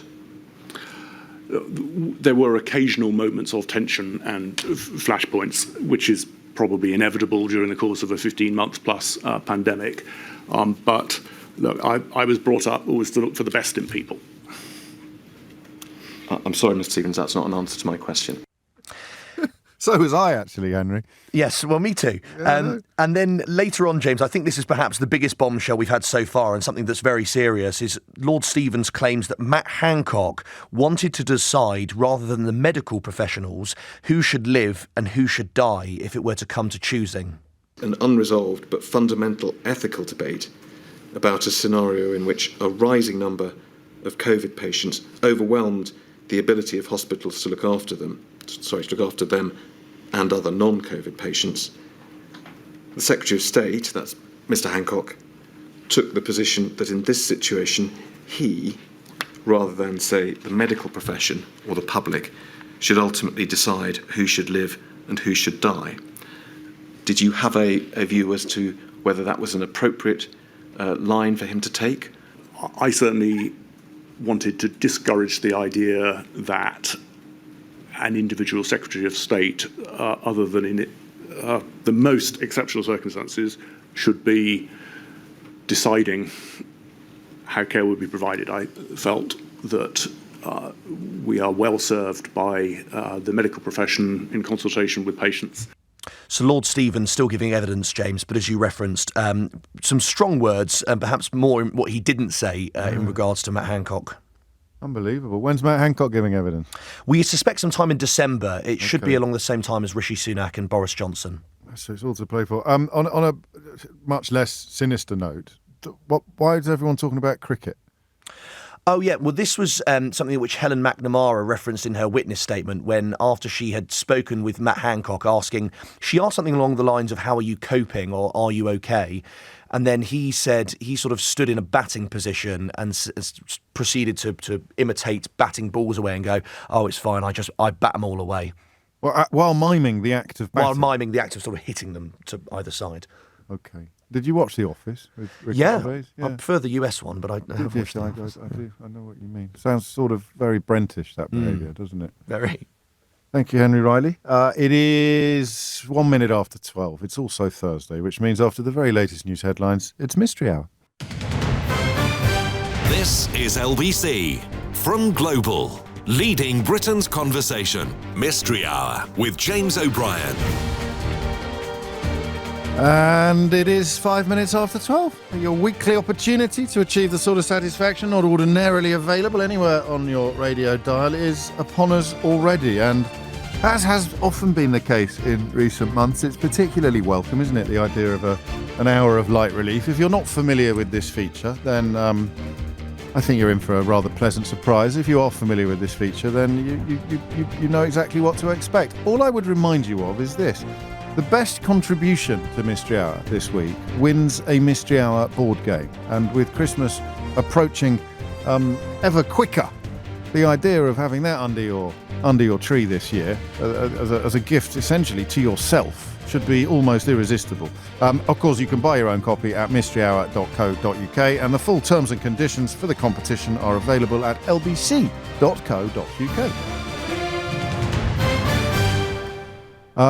0345 6060 973 is the number that you need if you have a question that needs asking, or indeed if somebody else asks a question to which you happen to know the answer.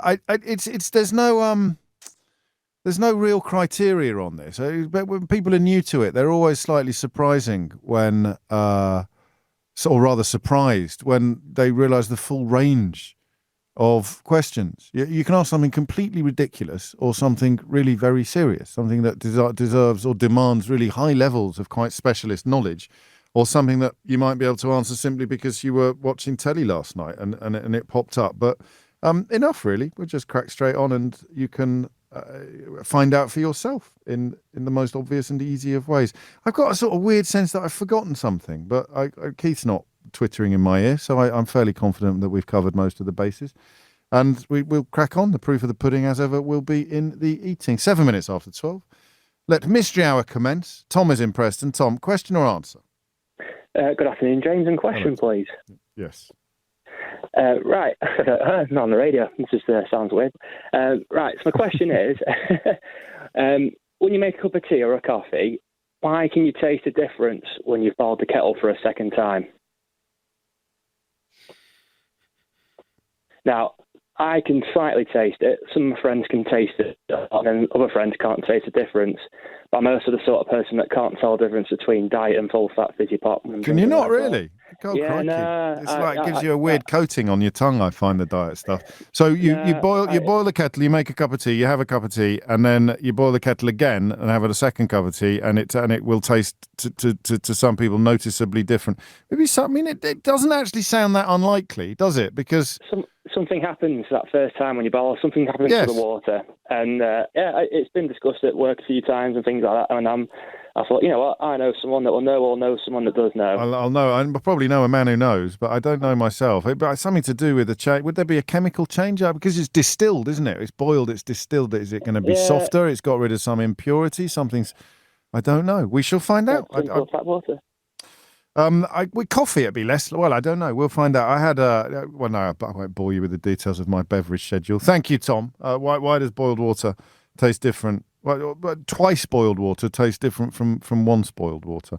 John's in Birmingham. John, question or answer? It's a question, James. Carry on, John. Where have all the kippers gone?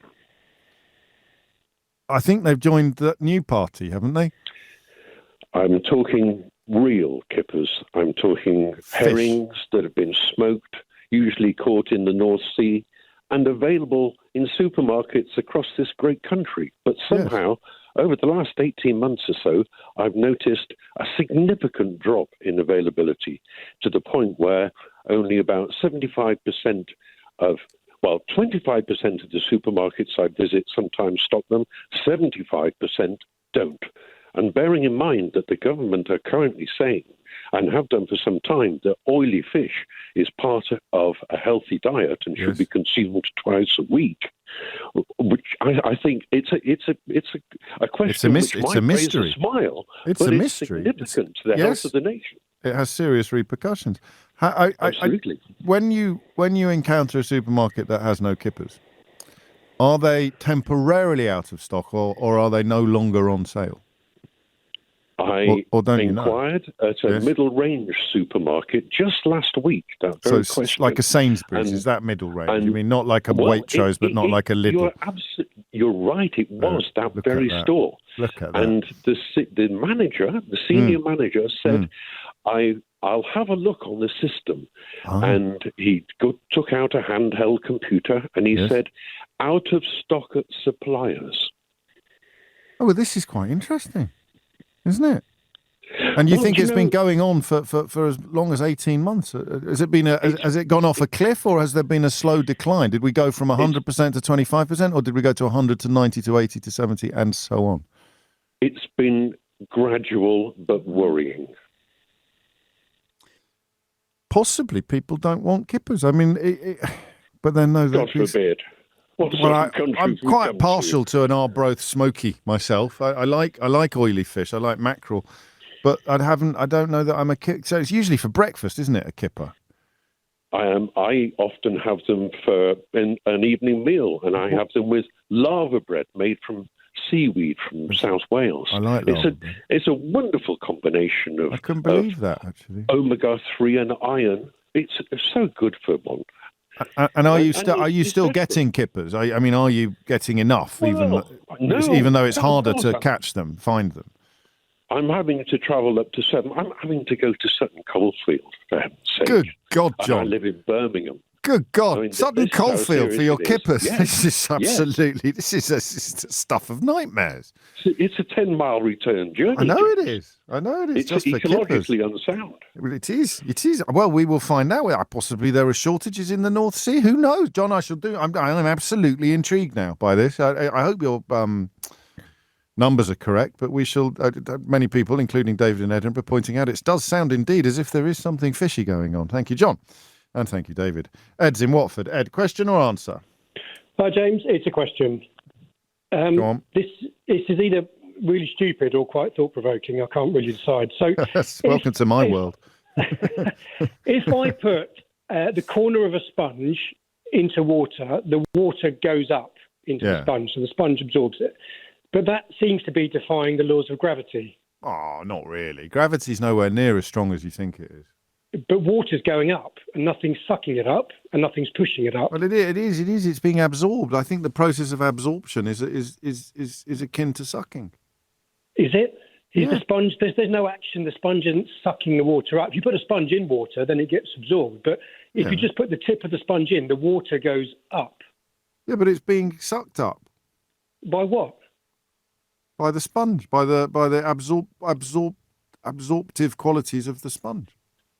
Yeah, I'm not convinced. I can't figure out. What do you think it is? Magic? Well, that's why I said it might be stupid. I don't know, but it's definitely it's not like a syringe where you're sucking it up. It's just going up into the sponge. Nothing. Yeah, but a syringe is using that's kinetic energy. So, no, I lost it there, didn't I? I was doing quite well, but then I reached for too clever a sounding theory there, because what kind of energy is drawing the water up in the sponge? I mean, I can see if you squeeze the sponge and put it in and then unsqueeze the sponge, then of course it's going to suck in. But just put the tip of a sponge or a sugar cube even into or a the water. biscuit. Or a biscuit, Ed. Yeah, and it all goes up. So I can't figure that out.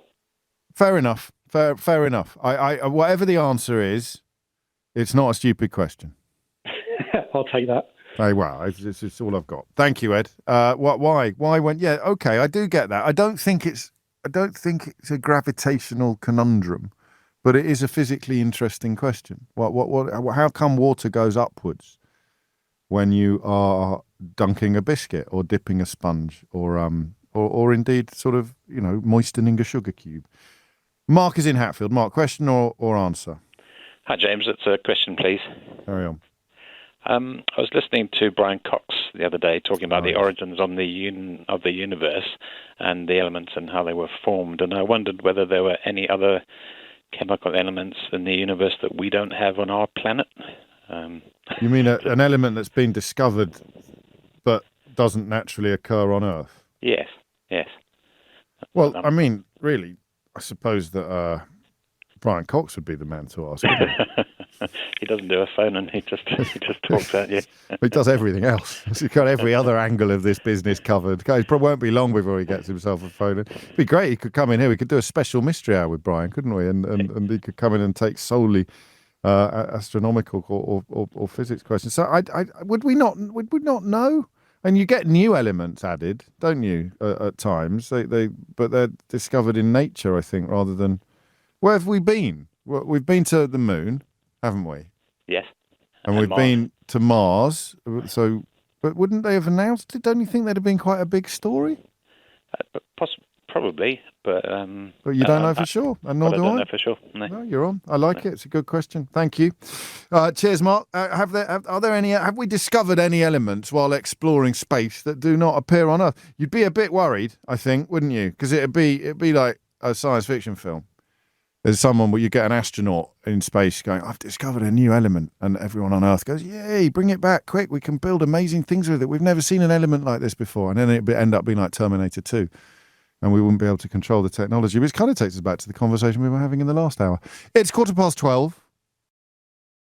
Mystery Hour with James O'Brien. This is LBC.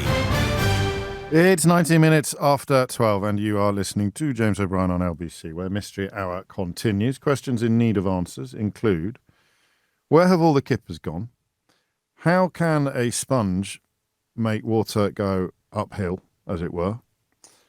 When you boil water, and in fact, a couple of you have pointed out that when you're making a baby's bottle with formula, you're told not to use twice boiled water, I think. So there is obviously some chemical change underway. I imagine it's got something to do with oxygen, but we'll let someone cleverer than me answer that question. And similarly, I imagine there isn't an element that's been discovered in space but doesn't naturally occur on Earth. But we need a definitive answer to that question, either in the affirmative or indeed in the negative. Dennis is in Watford. Dennis, question or answer? Answer. Carry on. The action of water moving up in a sponge is capillary action, and it's the intermolecular forces between the surface of the sponge and the liquid, and they overcome gravity, and thus the water moves upwards. The capillary action. Can you explain how it works? Well, it's there are forces between the liquid and the sponge surface, and those forces overcome gravity, and thus the liquid moves upwards against the forces of gravity. Forces moves. What forces are they? Do you know? There are intermolecular forces. Are you laughing at me, Dennis? Well, sorry, I don't know quite what more to say. No, but I mean, what are you, PhD? Yes. Yeah, well, I got an E at O level, all right, in physics. That's all right. Well, so be gentle with me, but I thought you might say it's potential or kinetic. Do you see what sort of energy is it? Or is that a really stupid thing to say? It's neither, really. It's the forces that are interacting between the molecules in the sponge and the molecules in the water, and they actually overcome the forces of gravity. So there's more energy in the molecular interaction than there is being exerted by. If there wasn't more energy, then it would stay where it was. But because they're stronger, more forceful than that of gravity, then the water moves upwards. Qualifications? Well, I'm a PhD in physics, I suppose, so I understand a little bit about the nature of matter. I wish I did, Dennis. I'm sure you understand a lot more about things than I do. So everybody has their... Well, horses for courses, eh? Exactly. A round of applause for Dennis, please. Very nicely played. Luke is in Waterloo. Luke, question or answer? I've got a question, please. Carry on. You know how most plants have got green leaves? Yeah, I do know. You're definitely right. What's the deal with plants that have got sort of reddish or purple leaves? What do you mean, what's the deal? Well, I always thought that plants had green leaves because of chlorophyll, which is the chemical that lets them photosynthesize. That's what I remember from high school science, anyway. It is. So the reddish or purple ones, do they just not have chlorophyll? I mean, they must photosynthesize, right? Yeah, I think so. Again, I'm not really in my comfort zone. I got a B in biology, actually, which is better than an E in physics, but I'm still not exactly feeling confident about even responding to your question with a theory or an answer. I mean, does chlorophyll have to be green? I mean, I thought it was. I mean, if you can get purple chlorophyll, then that's just, I mean, that's it then, but that seems unlikely. Why?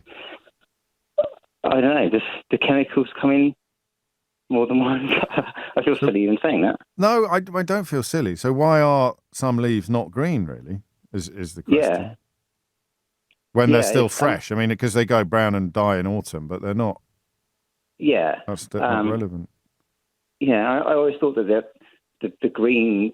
I remember something vaguely about the green being the best wavelength for taking in light for photosynthesis. Yeah, but, you're right. You're right. And some leaves are exclusively red? Yeah, I mean, I'm no plant expert, as you can probably tell, but... But that's an interesting question. I'd never really thought of it. That probably has got a fairly obvious and simple answer, but if neither of us know it, then it counts as a question, doesn't it? Yeah, I imagine there are loads of people who know lots about plants who could answer it. Not even sure how much you'd need to know. All you need to know, Luke, is more than you and me, which is quite possibly very little. Still very little. Right, let's find out. I'm optimistic about an answer, yeah. Yeah, well, that's it. It's the hope that gets you. 24 minutes after 12 is the time. Why are some leaves not green? It's a fairly straightforward question. Bob's in Ilford. Bob, question or answer? Question. Carry on. Hi. I've got a biology question as well. My one is I was listening to a biologist on a podcast recently, and he said that the hormone we release when we're stressed is exactly the same chemical compound as those that would have been released by the dinosaurs when they were under threat, or any of the earliest ancestors. Can you remember? What's the biologist, did you say? Or the hormone? He didn't say, but I think he was talking about cortisol. Yeah, I do but too. My question is, how would we know?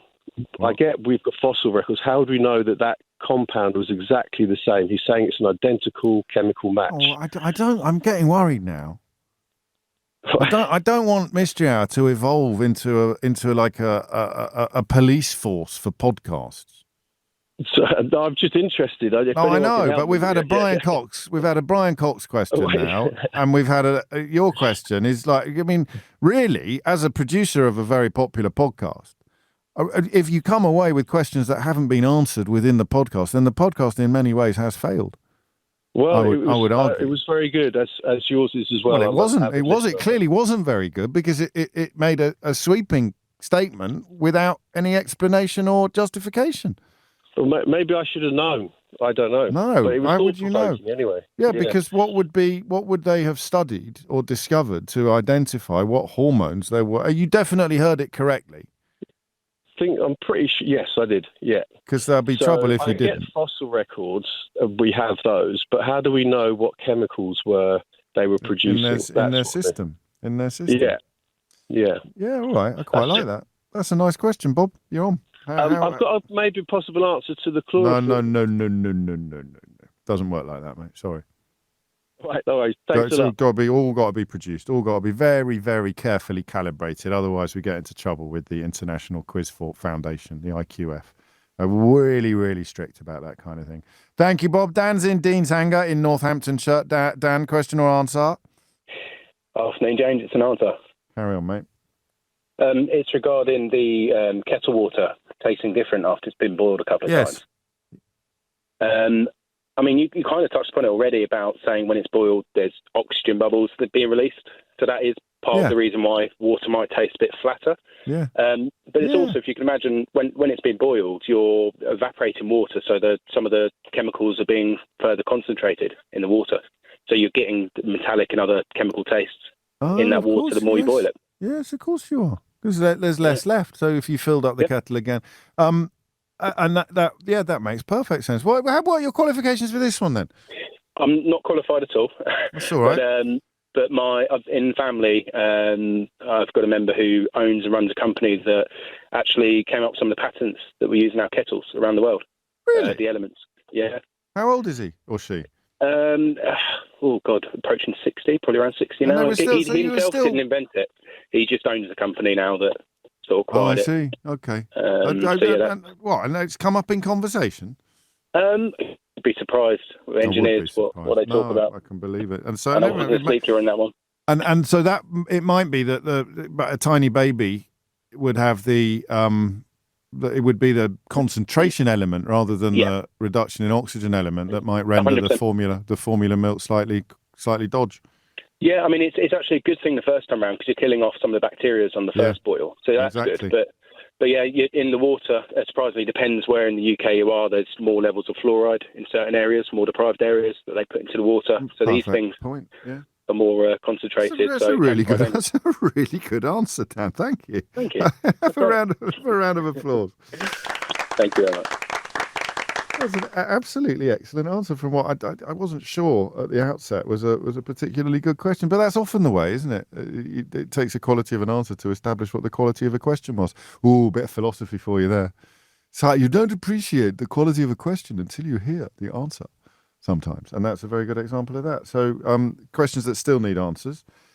I'm very worried about John's kippers, but we're now a lot clearer on sponges and boiled water. Are there any new elements that have been discovered via space exploration? Why are some leaves not green? Think of it's not. We're not getting leaves and flowers mixed up. Whoever sent that question in. Some plants have like red leaves or purple leaves. A lot of people unimpressed by my stupidity on the capillary effect. So surface tension is the best way to understand it. You've even got a meniscus on a glass of water or a glass of wine. So I do understand it, but I'm not pretending to be stupid. I am very stupid when it comes to physics. It's just one of those languages I don't speak. And Bob's question, of course, just from a moment ago. 12:30 is the time, and here are the very latest news headlines with Amelia Cox. Mystery Hour on LBC with James O'Brien. Call 0345 6060 973.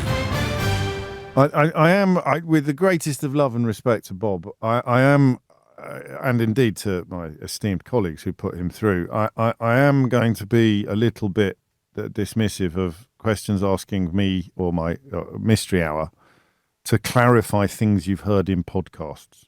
I think I am, because only you heard it. So it's not, well, anyway.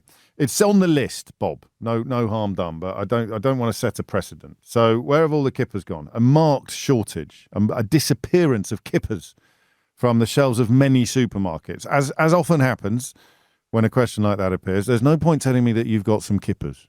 No one is claiming that kippers have been eradicated or have disappeared completely, but there is clearly a problem with kipper supply. And that is why the question stands, even though you bought some kippers from your local Morrison's last night. That is not pertinent to the broader question. So where have all the kippers gone? Are there any new elements? Why are some leaves not green when chlorophyll is, we think? And how come some bloke on a podcast claimed to know what sort of hormones dinosaurs have when me and Bob can't think of any way in which you'd be able to establish what sort of hormones dinosaurs had? Naomi's in South Norwood. Naomi, question or answer? Hi, James. I think I have 1.5 answers. I mean, in light of your earlier conversation, and as a woman, I'm trying to try and squeeze in an extra bit. No, don't. You can't do that. And don't try and bring misogyny into it. I've already told a bloke he can't do it. Well, I think I might be able to add a little bit to the answer that you got before. That's fine. No, you can do that. Question. But I'm going to answer the question regarding the chlorophyll in leaves. Thank you. All leaves will have a range of different pigments. They'll contain a range of different pigments. But normally chlorophyll is the most dominant, and so that's what you see. And it's quite bright green. There are actually two different chlorophylls, as far as I know, chlorophyll A and B. They both absorb slightly different wavelengths of light, and that's just to ensure the plant is able to maximise the amount of light it can take in. In the autumn, what happens is that the chlorophyll's broken down, and that just normally masks all the other colours. So I couldn't remember the names of them. I'm not a botanist, but they're carotenoids and xanthophyll. There's sort of other pigments that are then you can see them when that chlorophyll's been broken down. Yes. And the reason they plants just continually are resynthesizing the chlorophyll because bright light actually damages it, so it kind of tends to break down over the summer, so it then breaks down in winter and then it's resynthesized again, so it's kind of ready to just sort of be there. But some plants are always red, aren't they? They always have red. Yeah, so exactly. So some will just have. I mean, just there's variation, right? In all. And will that be to do with their origins? Then that they thrived originally in places where the light. Exactly, because you're going to have shade tolerant and shade-tolerant lights, shade-tolerant plants, which might have a slightly different, makeup of pigments. But all leaves will have some photosynthesis. Photosynthesizing. So it's not really a mystery, but it is an interesting question. So. No, I think it's interesting. And, I do as well. Qualifications? Yeah. I'm a biology teacher. Oh, well, there you go. Yeah. What was the other thing you wanted to do? So with the sponge, your caller did mention. He mentioned capillary action. He spoke about it's a capillary action, which is basically what it is.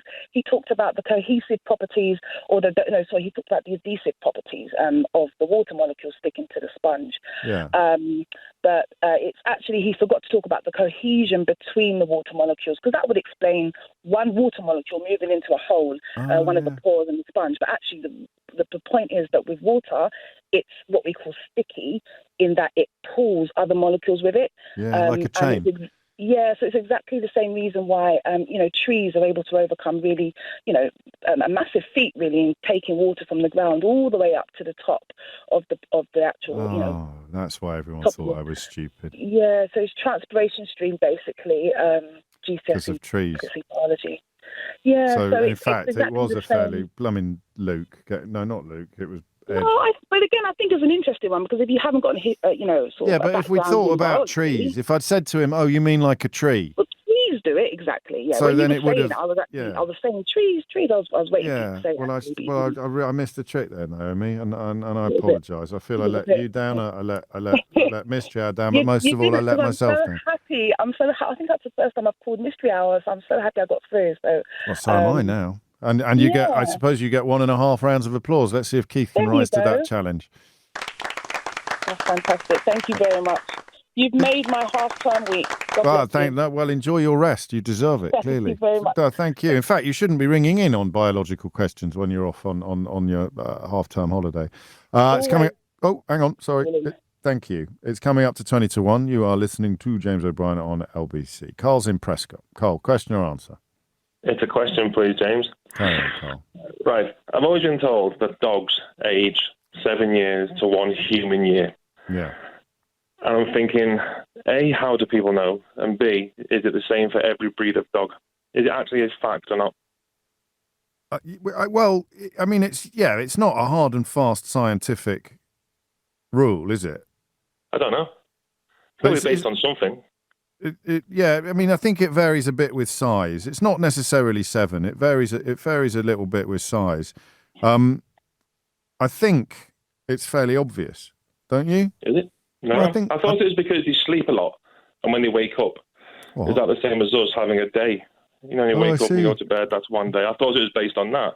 Blimey. But then everybody says, dogs are 7 to 1, but based on what? There's got to be a fact, or just a rumour. Yeah, no, based on, watching a lot of people die and a lot of dogs die, and dividing the years that the dogs had lived by the years that the humans had lived, coming up with a rough average, doing a simple division, and realising that the full extent of a dog's life is about a seventh of a human life.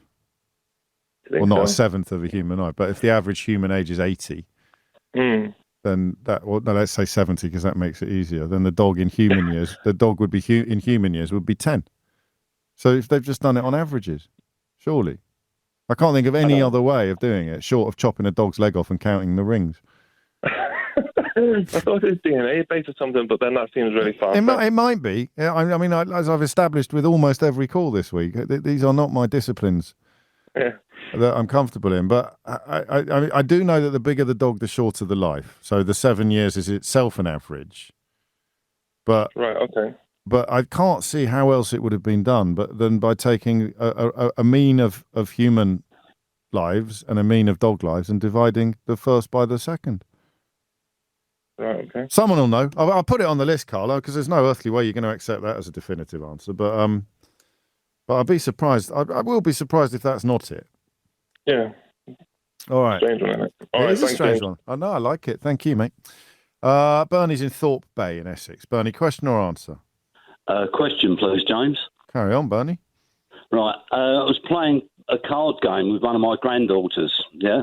Oh, yeah. So I got a pack of 52 cards, well shuffled, yeah? Yeah. 7 cards dealt each. Yeah. Yeah. Yeah. I looked at my 7 cards, and every card was black. Well, all 7 of them. All 7 of them. And then Okay. I said to Enid, look at this. Yeah. I've got all black cards, Yeah. right? Yeah. And Enid said, look at mine, Grandad. They're all red. Well. So the question is, what are the odds of 14 cards being dealt from a pack of 52, with 7 being red and 7 being black? I don't know whether I've got a sore head this week, but are you sure that's a mystery hour question? Well, it is, because It's a I mystery. wanted to know one, I wanted to know if it's possible to work it out. It If is I possible wanted to work know it what out. the odds were. Because, Well, you've got 26 red cards and 26 black cards in the pack, right? yeah. So But it's the pack is shuffled, right? And then you've got an alternate dealing. Like, yeah. And I spoke to my son-in-law, and he reckons it's something like perhaps 16,500 to 1. But Where'd he get I'm that sure from? it's got to be more than that. Where did he get that from? Sorry? Where did he get that figure from? He worked it out mathematically, he said. All right. And is he a reliable character, Bernie, normally? Son-in-law has got a PhD in, I think it's astronomical particle physics, and my daughter's got a PhD in astronomical wave physics or something like that. Is that how they met? Sorry? Is that how they met? Yeah, they met at university, yeah. Flipping out. So, I'm very flattered that you're asking me. Well, no, I'm asking a member of the public, James. You only write words. You don't deal in numbers, do you? You're not wrong there, but I think if he was my son-in-law with those qualifications, I think I probably would have left it there, Bernie. Oh, no, I can't. I've got to get a second opinion. So, you've got 52 cards, well shuffled. You deal 7, 2 lots of 7, and the first lot's all black and the second lot's all red. What are the odds? Yeah. All right.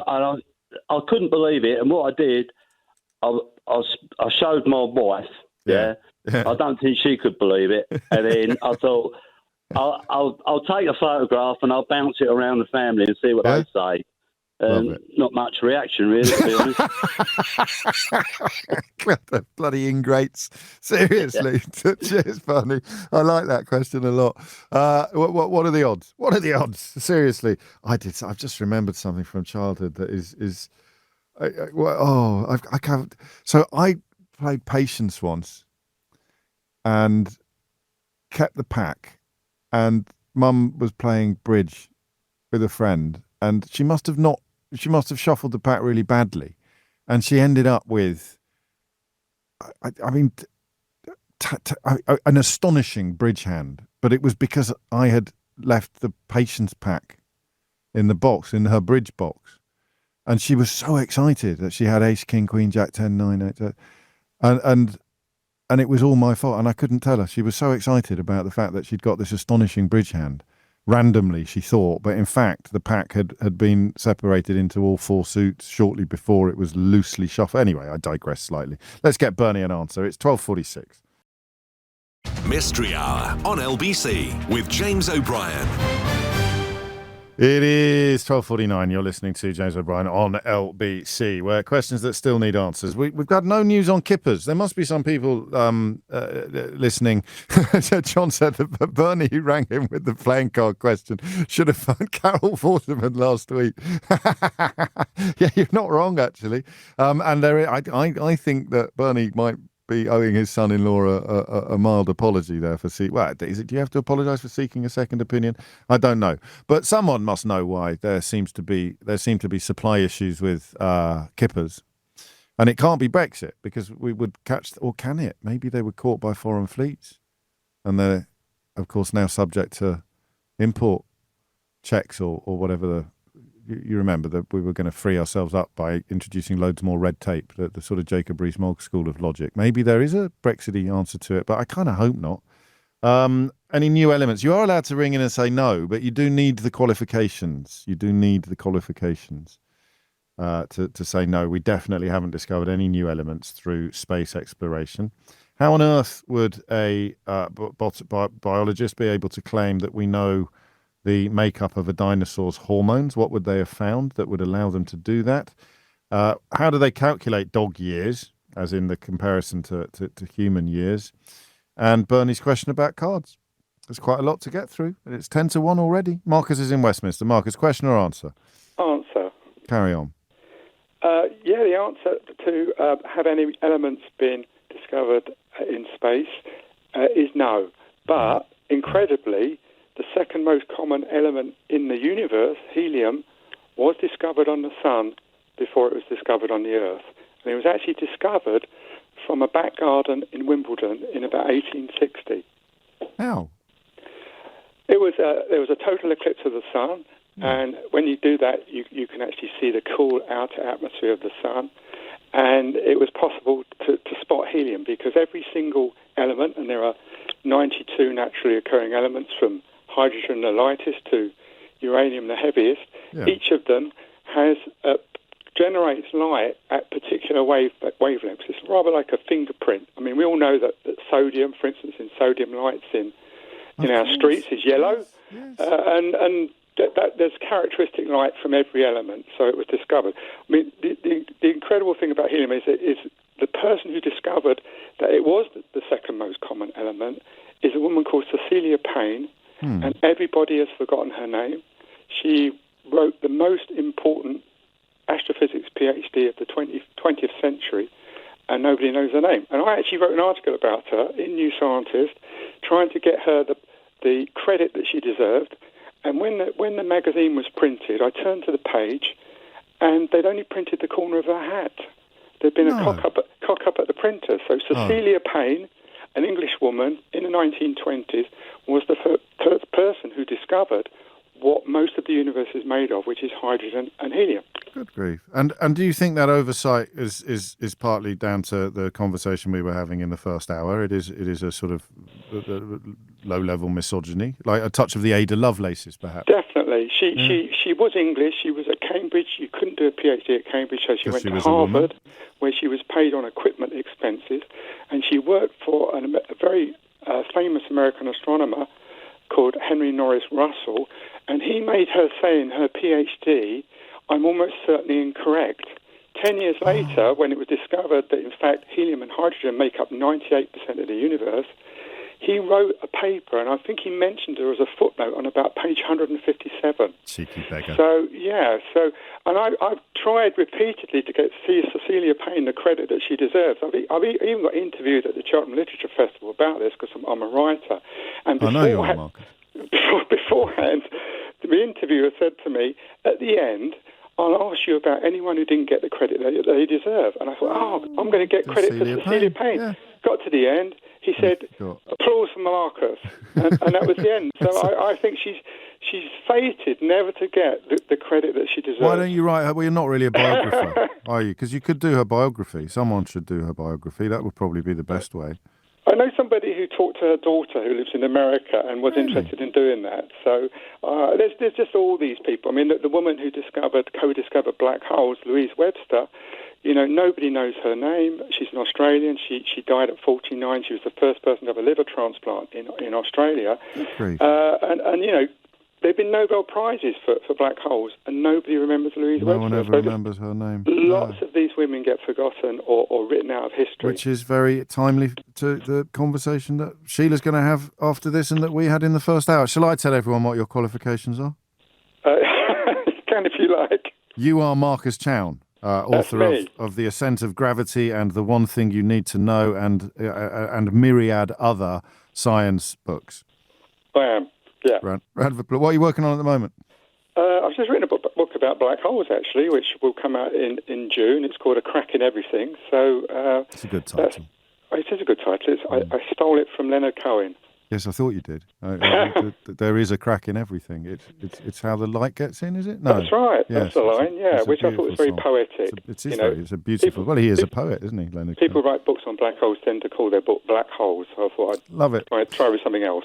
Have a round of. I hate people who plug their books on this show, Marcus. It's such cheeky behaviour. Have a round of applause. Thank you. Thank you. Stay safe. Lewis is in Hurley. Lewis, question or answer? Answer, James. Carry on. Dinosaurs. Yes. How do they know? So basically, cortisol is part of a group of hormones called glucocorticoids, and these are common across all animals, like fish, reptiles, birds, humans, mammals, and obviously animals like fish and sharks predated the dinosaurs, and they have this stress hormone. So it's just a simple deduction. Yeah. So they must have had these stress hormones. Well, the odds of them not having it would be astronomically small. Not impossible, but it's basically zero. Dismissible. Qualifications? I have a degree in medical genetics. That'll do. Round of applause for Lewis, please. Helen's in Manchester. Helen, question or answer? It's an answer, James. Carry on. I have an answer about the dog question. How does it know about dog age equivalent? Okay, if you start off with a dog that's a puppy, if you imagine that's a newborn baby. Yes. So you know that that's the equivalent. Yes. Usually what happens the first couple of years of a dog's life, it's usually 2 to 2.5 years. That's when they grow to be fully grown in size. They also become usually what they call fully mature. So they've gone from being a puppy to an adolescent dog. Right. So that space of time, you can easily tell that that's going from being a newborn to being the human equivalent of a teenager. Make sense so far? Yeah, of course. Okay. But how do they translate it into human years is the question. So that way you know that if it took a dog from 0 to, say, 2.5, they've become, in human years, about 13, 14 years old. Yeah, there it is. So you divide one by the other, if that makes sense. However, okay. Yeah, carry on. Dogs don't actually carry on maturing at the same rate as human beings. It's easy to see because obviously in 2.5 years, a human being doesn't mature to be a teenager, whereas in 2.5 years, a dog matures to that teenage stage. Yes. So at that point, your dog's maturity rate starts to slow down a little bit. Okay. Okay? Yeah. And then different dogs, different breeds, different sizes, they're going to live to different lengths. So it's a measurement to full length, really. Is the root of the answer. What are your qualifications? I run a pet care and dog walking business. I've done various qualifications in dog walking, That'll do. Have a round of applause. I've got to crack on because I want to squeeze in another before close of play. Thank you, Helen. Steve's in Thurrock. Steve, question or answer? It's an answer. Do it really quickly. Yep. To the 7 black cards, 7 red cards. Yeah, what's the sum? Answer is, it's 1 in 14,030. How did you calculate that? Well, there's 26 black cards. There's 52 cards in a pack. So 26 divided by 52. You multiply it by 25 black cards left. So there's 51 cards. So and so on and so forth. And then when you get down to the red cards, you go back up to there's a 26 divided by 45 cards left in the pack. Go right the way down. And you end up with 14,030.558. Is that about 0.007? 0.007. Yeah. 0.000. So, qualifications? One of the few things that I remember from my A-level statistics. That's another E for me, actually. Well, have a round of applause. I've no idea whether you're right or wrong, mate. You lost me pretty much from the start, which is not a criticism of you. I'm just a bit tired and rubbish at maths. Thank you. And the reason I'm tired is I was on stage last night, and I'm on stage again tonight in Southampton. A few people asking if it's still going ahead, given the state of the weather, but it is. As we know, as far as we know, it is all going ahead. But if you can't make it, there is a facility on the website to return your tickets, and then so because it's all sold out, like all the gigs for the new book. And then someone who can come could buy them. I'm going to give the board game to John because he didn't get an answer about his kippers, and I feel he suffered enough. So the Mystery Hour board game is on its way to John. You can get your own, of course, at mysteryhour.co.uk. And the new book, which I have mentioned quite a lot, but oddly not this week, How They Broke Britain, is something of which I'm incredibly proud, not least because it's dedicated to my late father, is published today and available in all good bookshops. Thank you to everyone who's already bought it. It's gone one. If you missed any of today's show, you can listen back on Catch Up on Global Player or on the Whole Show podcast, where you'll also find all of LBC's shows to catch up on, as well as all of Global's live radio stations. Download Global Player for free from your app store or head to globalplayer.com. Coming up at 4 on LBC, it's Tom Swarbrick, but now it's time for Sheila Ferguson.